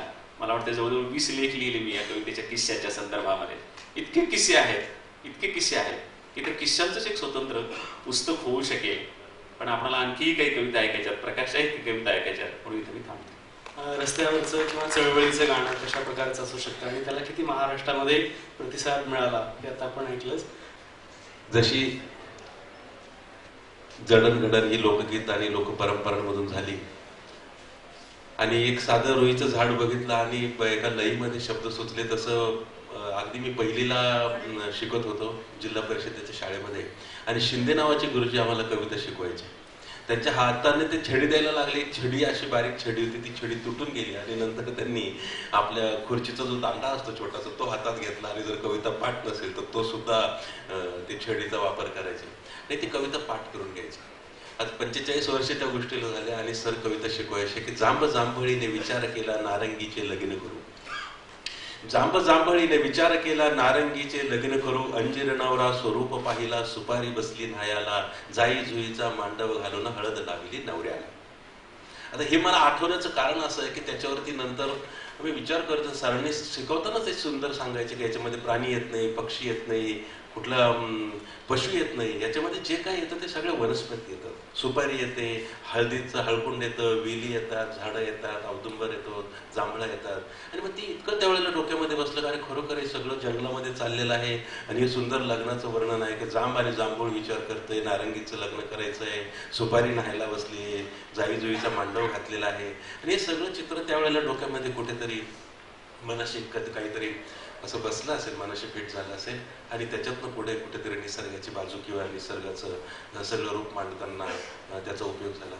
माझं आजोळ अतिशय छोटं एक 10-20 उमऱ्याचं गाव वडबारी नावाचं गाव चांदवड तालुक्यातलं. आईबरोबर आजोळी गेल्यानंतर सगळे जात्यावरची गाणी, मोठेवरची मामाकडे गाणी हे सगळं ऐकलेलं. आणि ते खडे खेळताना ज्या मुली खडे खेळतात नव्हतं की 1 लिंबू झिलूबाई, 2 लिंबू झिलू, 2 लिंबू झिलूबाई, 3 लिंबू झिलू, 3 लिंबू झिलूबाई, 4 लिंबू झिलू. साधा क्रम त्याच्यामध्ये असतो पण एवढी तल्लीनता सुंदर असते की त्या ओंजळीमध्ये ते खडावरती फेकल्यानंतर त्यांची पापण्यांची जी उघडझाप आहे ती अतिशय सुंदर पद्धतीने ती लयबद्ध अशी ती चाललेली असते. आणि तो खड्यांचा आवाज तो सुद्धा अगदी तालासुरामध्ये एक रिदम त्याच्यातनं तयार होतो. आणि ते सगळं बघत असताना ती चाल पण कुठेतरी मनामध्ये येते. तिथे कवितेमध्ये मांडण्याचा पुढे प्रयत्न केला.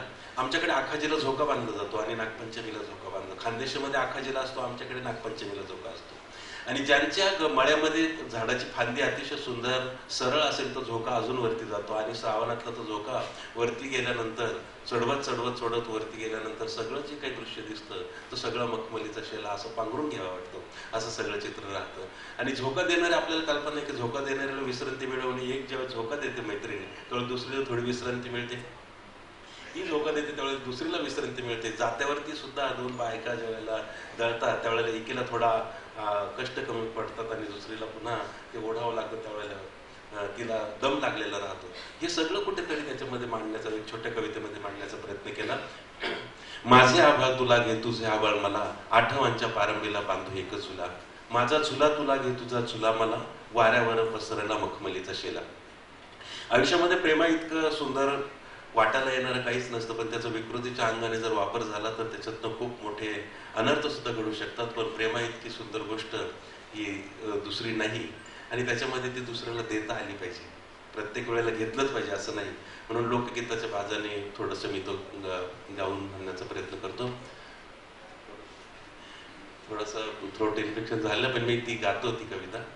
माझे आभाळ तुला घे, माझे आभाळ तुला घे तुझे आभाळ मला, माझे आभाळ तुला घे तुझे आभाळ मला, आठवांच्या पारंबीला बांधू एक झुला, आठवांच्या पारंबीला बांधू एक झुला. माझे आभाळ तुला घे, तुझे आभाळ मला, माझे आभाळ तुला घे, तुझे आभाळ मला. आठवांच्या पारंबीला बांधू एक झुला, आठवांच्या पारंबीला बांधू एक झुला. माझा झुला तुला घे, तुझा झुला मला, माझा झुला तुला घे, तुझा झुला मला. वाऱ्यावर पसरला मखमलीचा शेला, वाऱ्यावर पसरला मखमलीचा शेला. माझा शेला तुला घे, माझा शेला तुला घे, तुझा शेला मला, माझा शेला तुला घे, तुझा शेला मला. माझे आभाळ तुला घे, माझे आभाळ तुला घे, माझे आभाळ तुला घे, तुझे आभाळ तुला. आठवांच्या पारंबीला बांधू एक झुला, आठवांच्या पारंबीला बांधू एक झुला, आठवांच्या पारंबीला बांधू एक झुला. तर ही कविता ज्यावेळेला झुला त्यावेळेस लिहिली ती नंतर आपल्याला ज्ञात आहे की टिंग्यासारख्या चित्रपटामध्ये अतिशय चांगल्या कल्पकतेने मंगेशने त्याचा वापर करून घेतला आणि खूप वेगवेगळ्या ठिकाणचं पारितोषिकही त्या गाण्याला मला मिळाली. पण हे सगळं शोधत असताना पुन्हा खूप गंमत असते की भेटाया तुला यायचं होतं, आभाळ लुटून न्यायचं होतं. शिंदे सरांनी विचारलं की प्रेम हा एक धागा आहे.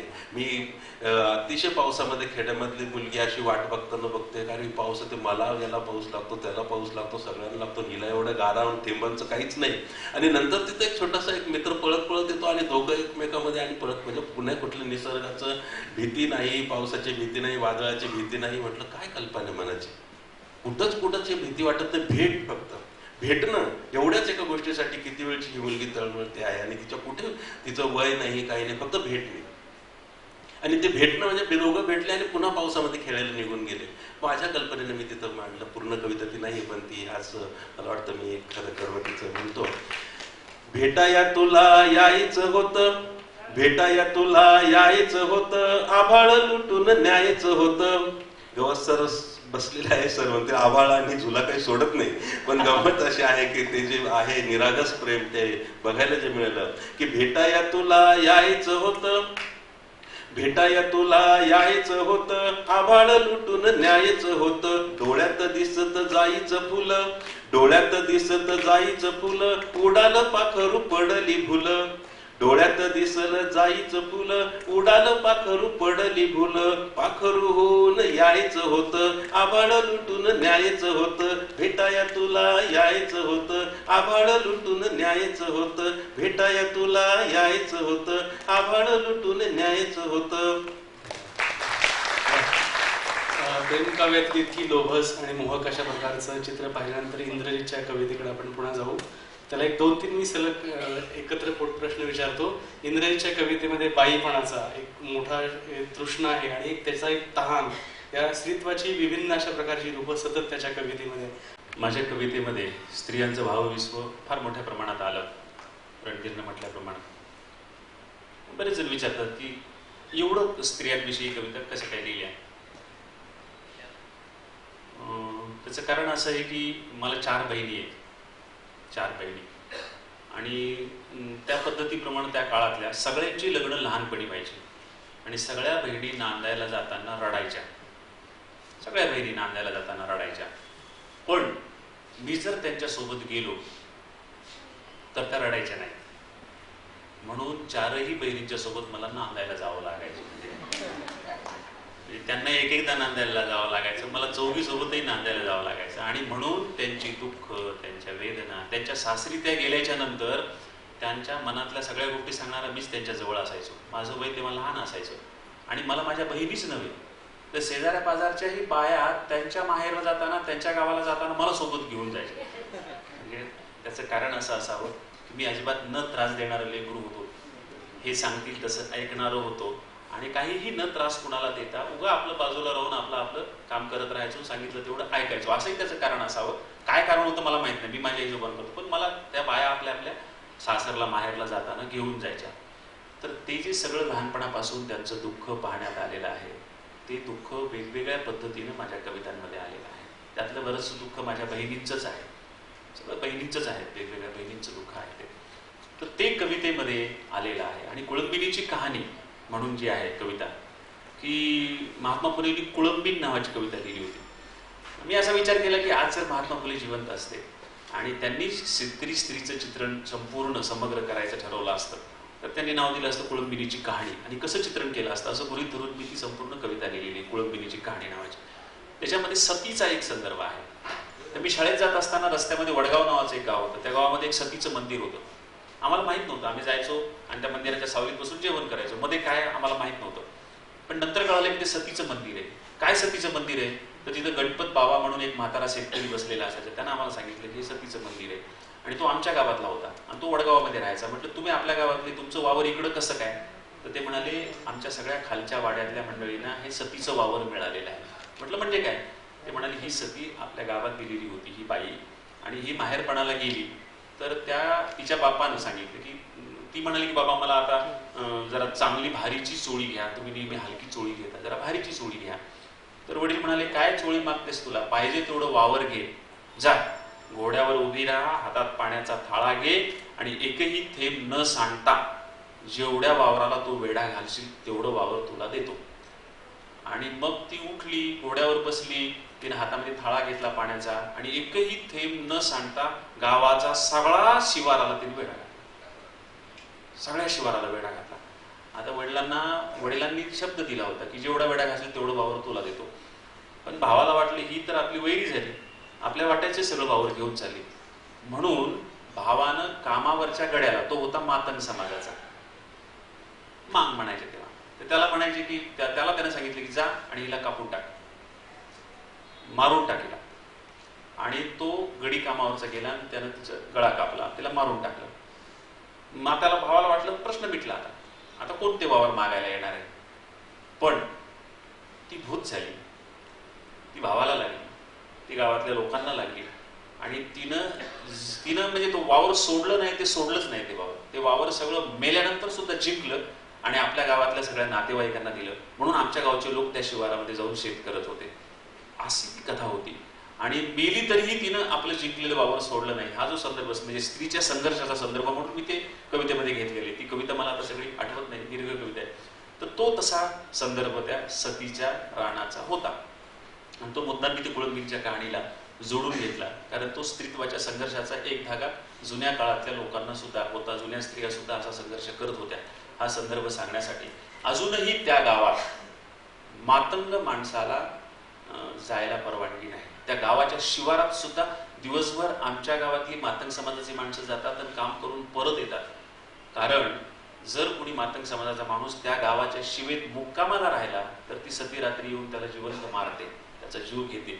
अशी लोकांच्या मनामध्ये भाव जास्ती बसलेली, कारण मातंग समाजाच्या माणसानं तिला मारलेलं होतं. म्हणून अजूनही त्या गावात शिवेमध्ये कुणी मुक्काम करत नाही. दिवसभर जातात, काम करतात आणि परत येतात, रात्री मुक्काम करत नाही. अशी ती कथा होती. ती कथा मी या कुळंबिनीच्या कहाणीला जोडून घेतलेली आहे. आणि स्त्रियांच्या संदर्भात माझ्याच एका बहिणीची ती कहाणी आहे कवितेची. एक आई असते खेड्यातली, तिला 4 मुली असतात. माझीच बहीण, पहिली मुलगी चांगल्या घरी पडली, दुसरी मुलगी चांगल्या घरी पडली, तिसरी मुलगी चांगल्या घरी पडली, पण एक मुलगी चांगल्या घरी पडत नाही. आता मी जेव्हा हे म्हणतोय तेव्हा मला काही आश्चर्य वाटत नाही, पण पुण्या मुंबईच्या लोकांना आश्चर्य वाटतं. पडली म्हणजे काय? पहिली मुलगी चांगल्या घरी पडली, दुसरी घरी चांगल्या घरी पडली म्हणजे काय? दिल्या गेली असं ते. तर एक मुलगी चांगल्या घरी दिल्या जात नाही. तिचं नवरा चांगला नाही, तिची सासू चांगली नाही, तिचं सासर चांगलं नाही, तिचा सासरा चांगला नाही, असं ते सगळं डोंगरातलं गाव. आईचा सगळा जीव तिच्यात गुंतलेला असतो. तिला ती पुन्हा पुन्हा पाहुणचाराला बोलवत असते. सणवार आला की तिला निमंत्रण देते आग्रहाचं, ये म्हणते.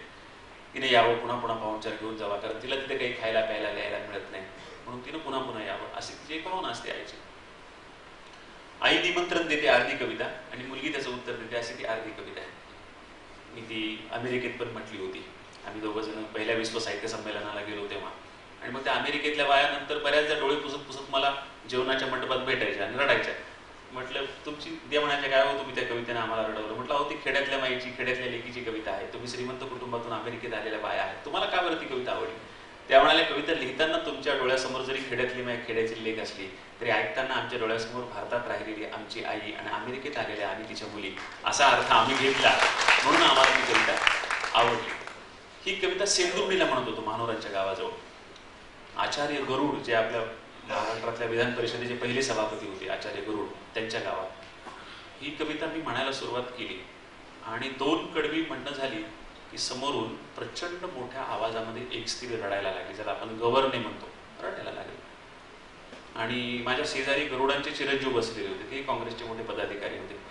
ते उठले, त्या बाईच्या जवळ गेले, त्यांनी तिचं डोकं खांद्यावर घेतलं, डोक्यावरून पाठीवरून हात फिरवला, तिचे डोळे पुसले आणि तिला बसवलं आणि पुन्हा वर येऊन बसले.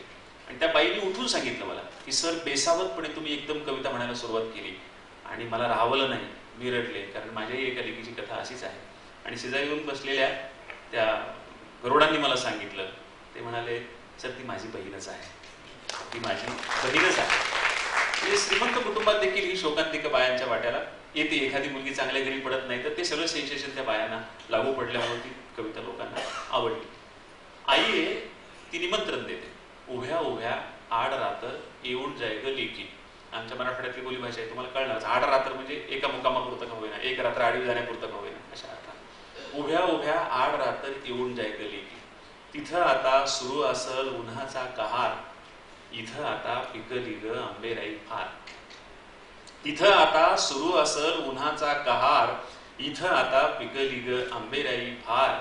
रसाळीचे 4 आंबे खाऊन जाय ग लेकी, उभ्या उभ्या आड रातर येऊन जाय ग लेकी. विहिरीच्या टोमण्यानं कान किटला असल, विहिरीच्या टोमण्यानं कान किटला असल. रोज रोज चटणी भाकर जीव इटला असल. विहिरीच्या टोमण्यानं कान किटला असल. रोज रोज चटणी भाकर जीव इटला असल. तुपासंग पुरणपोळी खाऊन जाय ग लेकी, उभ्या उभ्या आड रातर येऊन जाय ग लेकी.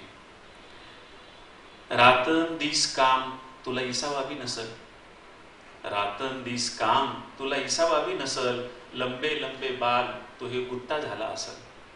रातन दिस काम तुला इसावाबी नसल. लंबे लंबे बाल तू हे गुत्ता झाला असल. मायेच्या हातानं न्हावून जाय ग लेकी, उभ्या उभ्या आड रातर येऊन जाय ग लेकी. संग मंग गुज बोलू रात जागून काढू, संग मंग गुज बोलू रात जागून काढू. आनंदानं हसू दोघी आनंदानं रडू. संग मंग गुज बोलू रात जागून काढू. आनंदानं हसू दोघी आनंदानं रडू. सकुनाचा हिरवा चुडा लेवून जाय ग लेकी, उभ्या उभ्या आड रातर येऊन जाय ग लेकी, उभ्या उभ्या आड रातर येऊन जाय ग लेकी, उभ्या उभ्या आड रातर येऊन जाय ग. लेकीला निमंत्रण मिळाले पण ती येत नाही.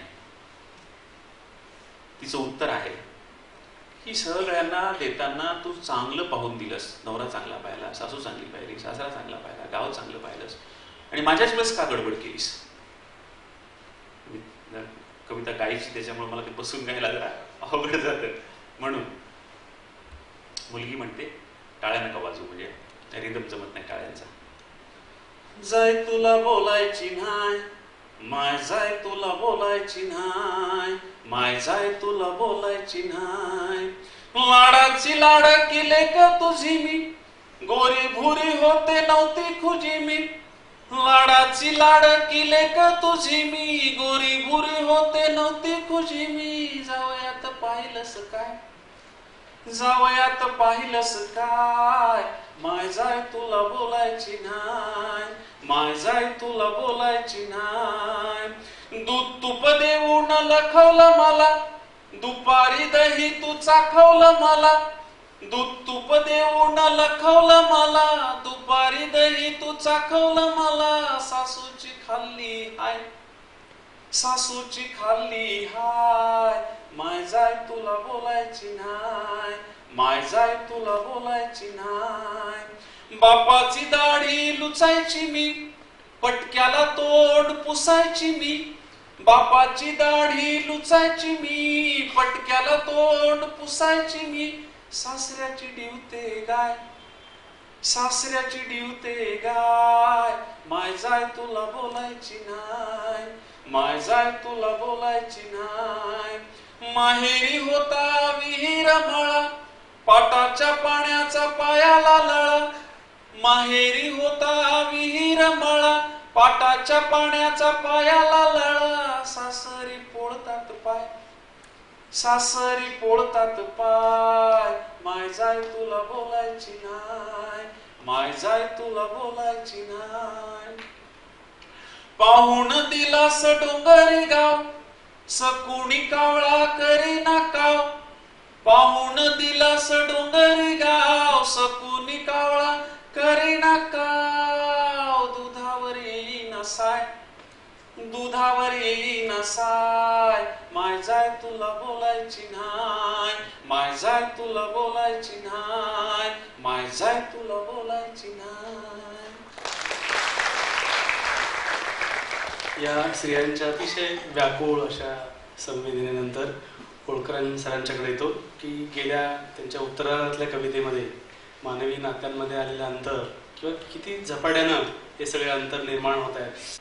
काळ असा आयुष्यामध्ये येतो आणि तो कुठेतरी कला म्हणून कवितेच्या पातळीवरती आपल्याला पकडता येतो का, एक तो यावेळेस प्रयत्न केला. 20 वर्षांपूर्वी एका मोठ्या आजाराने 2-3 महिने मुंबईमध्ये होतो आणि खिडकीतून मला फक्त एक मोठा महावृक्ष दिसायचा आणि मोठ्या पावसामध्ये मला वाटायचं की तो उन्मळून पडेल की काय, आणि झाडाचं माझं काही स्वतःचं काही नातं निर्माण झालं की काय. नकळत असं लिहिलं की कालच तर सुरू झाला पानकळा, ही जी कविता होती कोरडी नक्षत्रातली, त्याचा दुसरा भाग म्हणून ती कविता त्याच्यामध्ये आली आणि तिला जवळजवळ बरेच वर्ष गेले. ती पहिली कविता जी आहे ती म्हणतो आणि नंतर त्याला जोडून त्या कोसळणाऱ्या वृक्षाचं म्हणतो, कविता वाचतो की कालच तर सुरू झाला पानकळा आणि एका रात्रीत कशी तयार झाली वावरभर वारुळे. कालच तर सुरू झाला पानकळा आणि एका रात्रीत कशी तयार झाली वावरभर वारुळे. नुसत्याच शेणा मातीच्या वासाने एवढी भुई पोखरून वर येत असेल का किड्या मुंग्यांची रांग. कालच तर सुरू झाला पानकळा आणि एका रात्रीत कशी तयार झाली वावरभर वारुळे. नुसत्याच शेणा मातीच्या वासाने एवढी भुई पोखरून वर येत असेल का किड्या मुंग्यांची रांग. जगण्यासाठी सगळाच उतावळेपणा एकवटून येतो, जगण्यासाठी सगळाच उतावळेपणा एकवटून येतो. मग पूर ओसरून गेला तरी उरात कशाचा तुंबारा दाटून राहतो. पूर ओसरून गेला तरी उरात कशाचा तुंबारा दाटून राहतो. जगणं सोपं असतं तर कणत कणत जगली नसती माणसं. जगणं सोपं असतं तर कणत कणत जगली नसती माणसं. उगवणं खरं असतं तर गाभ्यात सुकली नसती कंस. जगणं सोपं असतं तर कणत कणत जगली नसती माणसं. उगवणं खरं असतं तर गाभ्यात सुकली नसती कंस. वाट आपली असती तर शोधली नसती वहिवाट. वाट आपली असती तर शोधली नसती वहिवाट. आघात खोटे असते तर घातलाय नसता जगण्याचा घाट. आघात खोटे असते तर घातलाय नसता जगण्याचा घाट. आपली भुई डोळ्यात धुई रोजची पायपीट खरी. आपली भुई डोळ्यात धुई रोजची पायपीट खरी. काजळ कालवून अंधार केला आधार शोधला घरी. आपली भुई डोळ्यात धुई रोजची पायपीट खरी. काजळ कालवून अंधार केला आधार शोधला घरी. माझं माझं म्हणता म्हणता वाढत गेलं ओझ. माझं माझं म्हणता म्हणता वाढत गेलं ओझ. मागचं काहीच आठवत नाही रोजचं दुःख ताजं. मागचं काहीच आठवत नाही रोजचं दुःख ताजं. हा कोसळतोच आहे मुसळधार. हा कोसळतोच आहे मुसळधार. मुळांसह माती वाहून येतो की काय अशी भीती वाटते. हा कोसळतोच आहे मुसळधार. मुळांसह माती वाहून येतो की काय अशी भीती वाटते.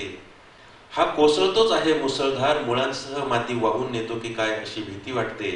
ही इच्छेची दलदल नव्यानं रुजू देईल का पुन्हा लसलसत्या मुळांना. ही इच्छेची दलदल नव्यानं रुजू देईल का पुन्हा लसलसत्या मुळांना. ही झालेली पडझड अर्ध्या आयुष्याची सावरून सावरून किती सावरणार.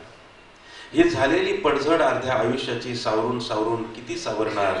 तुझ्या प्रार्थनेच्या बळावर उभा राहील का हा डळमळता डोलारा. तुझ्या प्रार्थनेच्या बळावर उभा राहील का हा डळमळता डोलारा. तुझ्या तेवत्या समयीने सारला जाईल का भयभीतीचा अंधार. तुझ्या तेवत्या समयीने सारला जाईल का भयभीतीचा अंधार. आणि हा तर कोसळतोच आहे मुसळधार. मुळांसह माती वाहून येतो की काय अशी भीती वाटते. मुळांसह माती वाहून येतो की काय अशी भीती वाटते. दुसरा भाग. रात्र भरून आली डोळ्यांवर काळ्या कुठ्ठ डोहासारखी. रात्र भरून आली डोळ्यांवर काळ्या कुट्ट डोहासारखी आणि माझ्याच छातीचा पिंजरा वाजत राहिला रात्रभर सोबत म्हणून. रात्र भरून आली डोळ्यांवर काळ्या कुट्ट डोहासारखी आणि माझ्याच छातीचा पिंजरा वाजत राहिला रात्रभर सोबत म्हणून.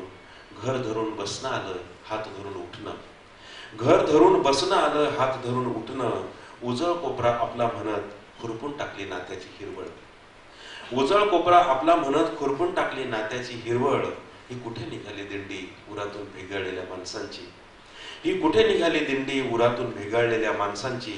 त्यात माझेही दोन अनवाणी पाय जातील तिकडे जाऊ दे. ही कुठे निघाली दिंडी उरातून भेगाळलेल्या माणसांची. त्यात माझेही दोन अनवाणी पाय जातील तिकडे जाऊ दे. थांबतील तिथं थांबू दे. शेवटी चिमूटभर माती कपाळाला लागेलच ना पांडुरंगा, शेवटी चिमूटभर माती कपाळाला लागेलच ना पांडुरंगा.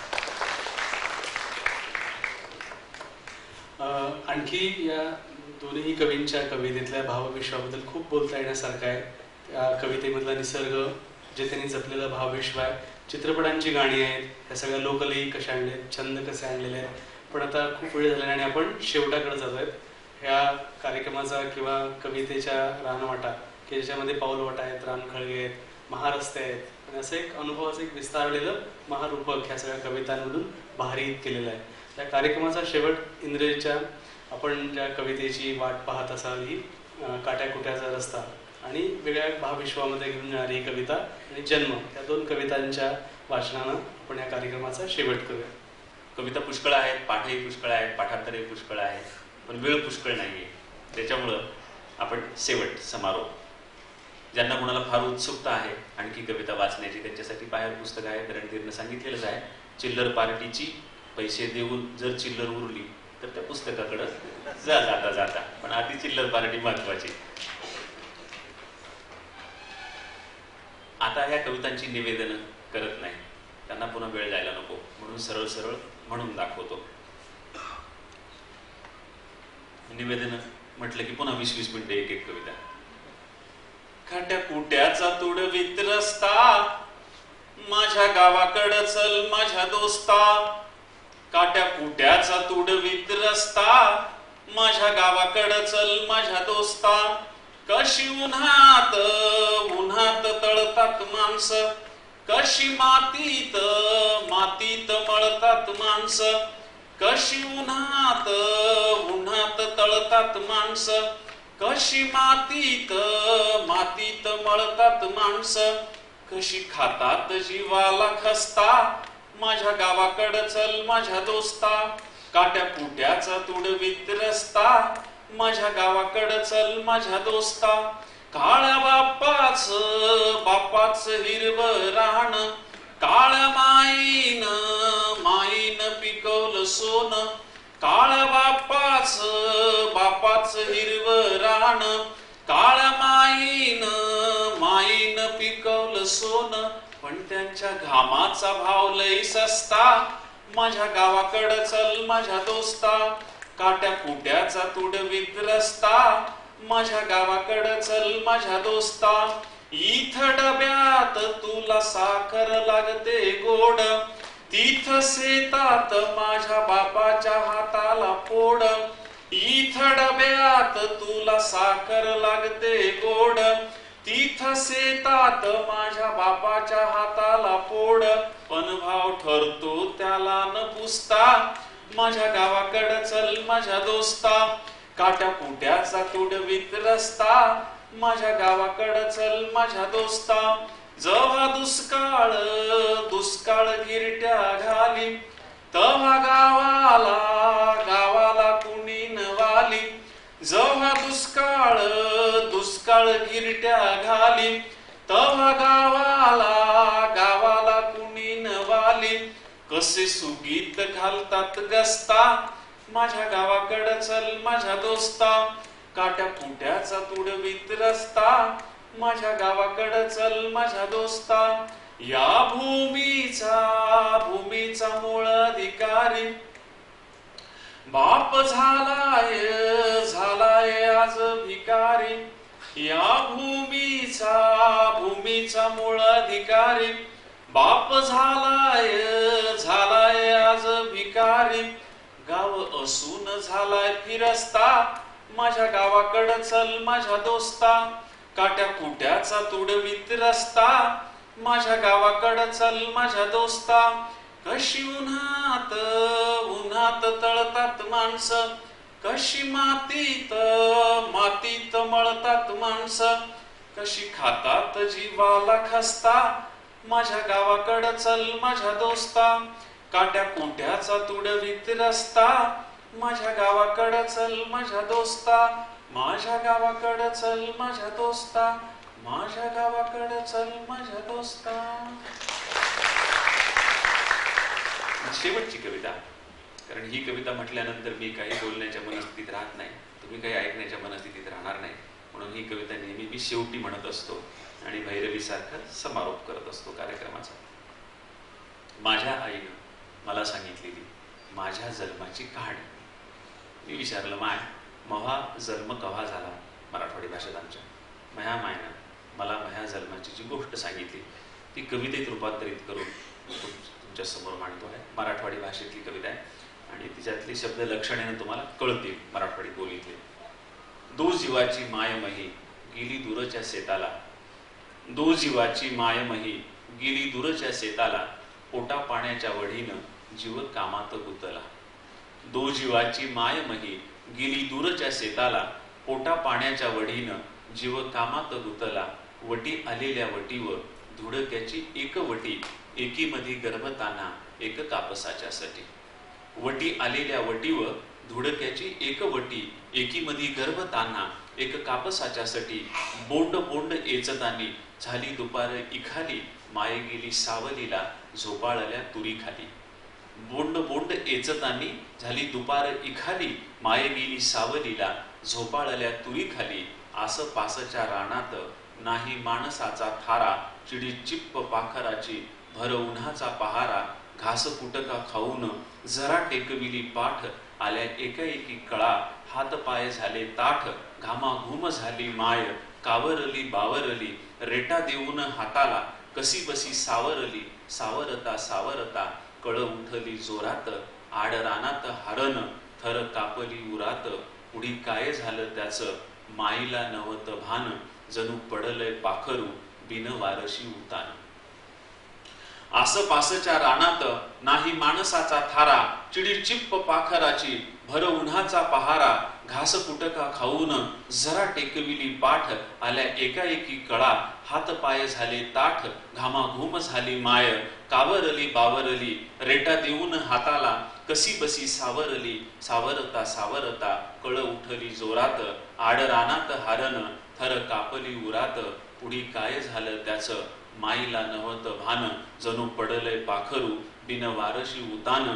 आली सुदीवर तव्हा कुसरिकामी झालेली, मातीवर वल्ला गोळा माती तोंडात गेलेली. बाळातीनं झाली माय जशी सीता वनवासी, लव अंकुश खेळले जसे झाडा झुडपाशी. खाली वरी धुडक्यात कापसाच्या डालीमधी, मला घालून माईनं डाल उचलली आधी. नाही अंगामधी बळ तरी माय तरारली, वल्ली कच्ची बाळातीनं नदीमध्ये उतरली. माय झाली वसुदेव सूर्य झाला नागफणा, माय झाली वसुदेव सूर्य झाला नागफणा. तरी धीराच्या माईनं नाही वाकू दिला कणा.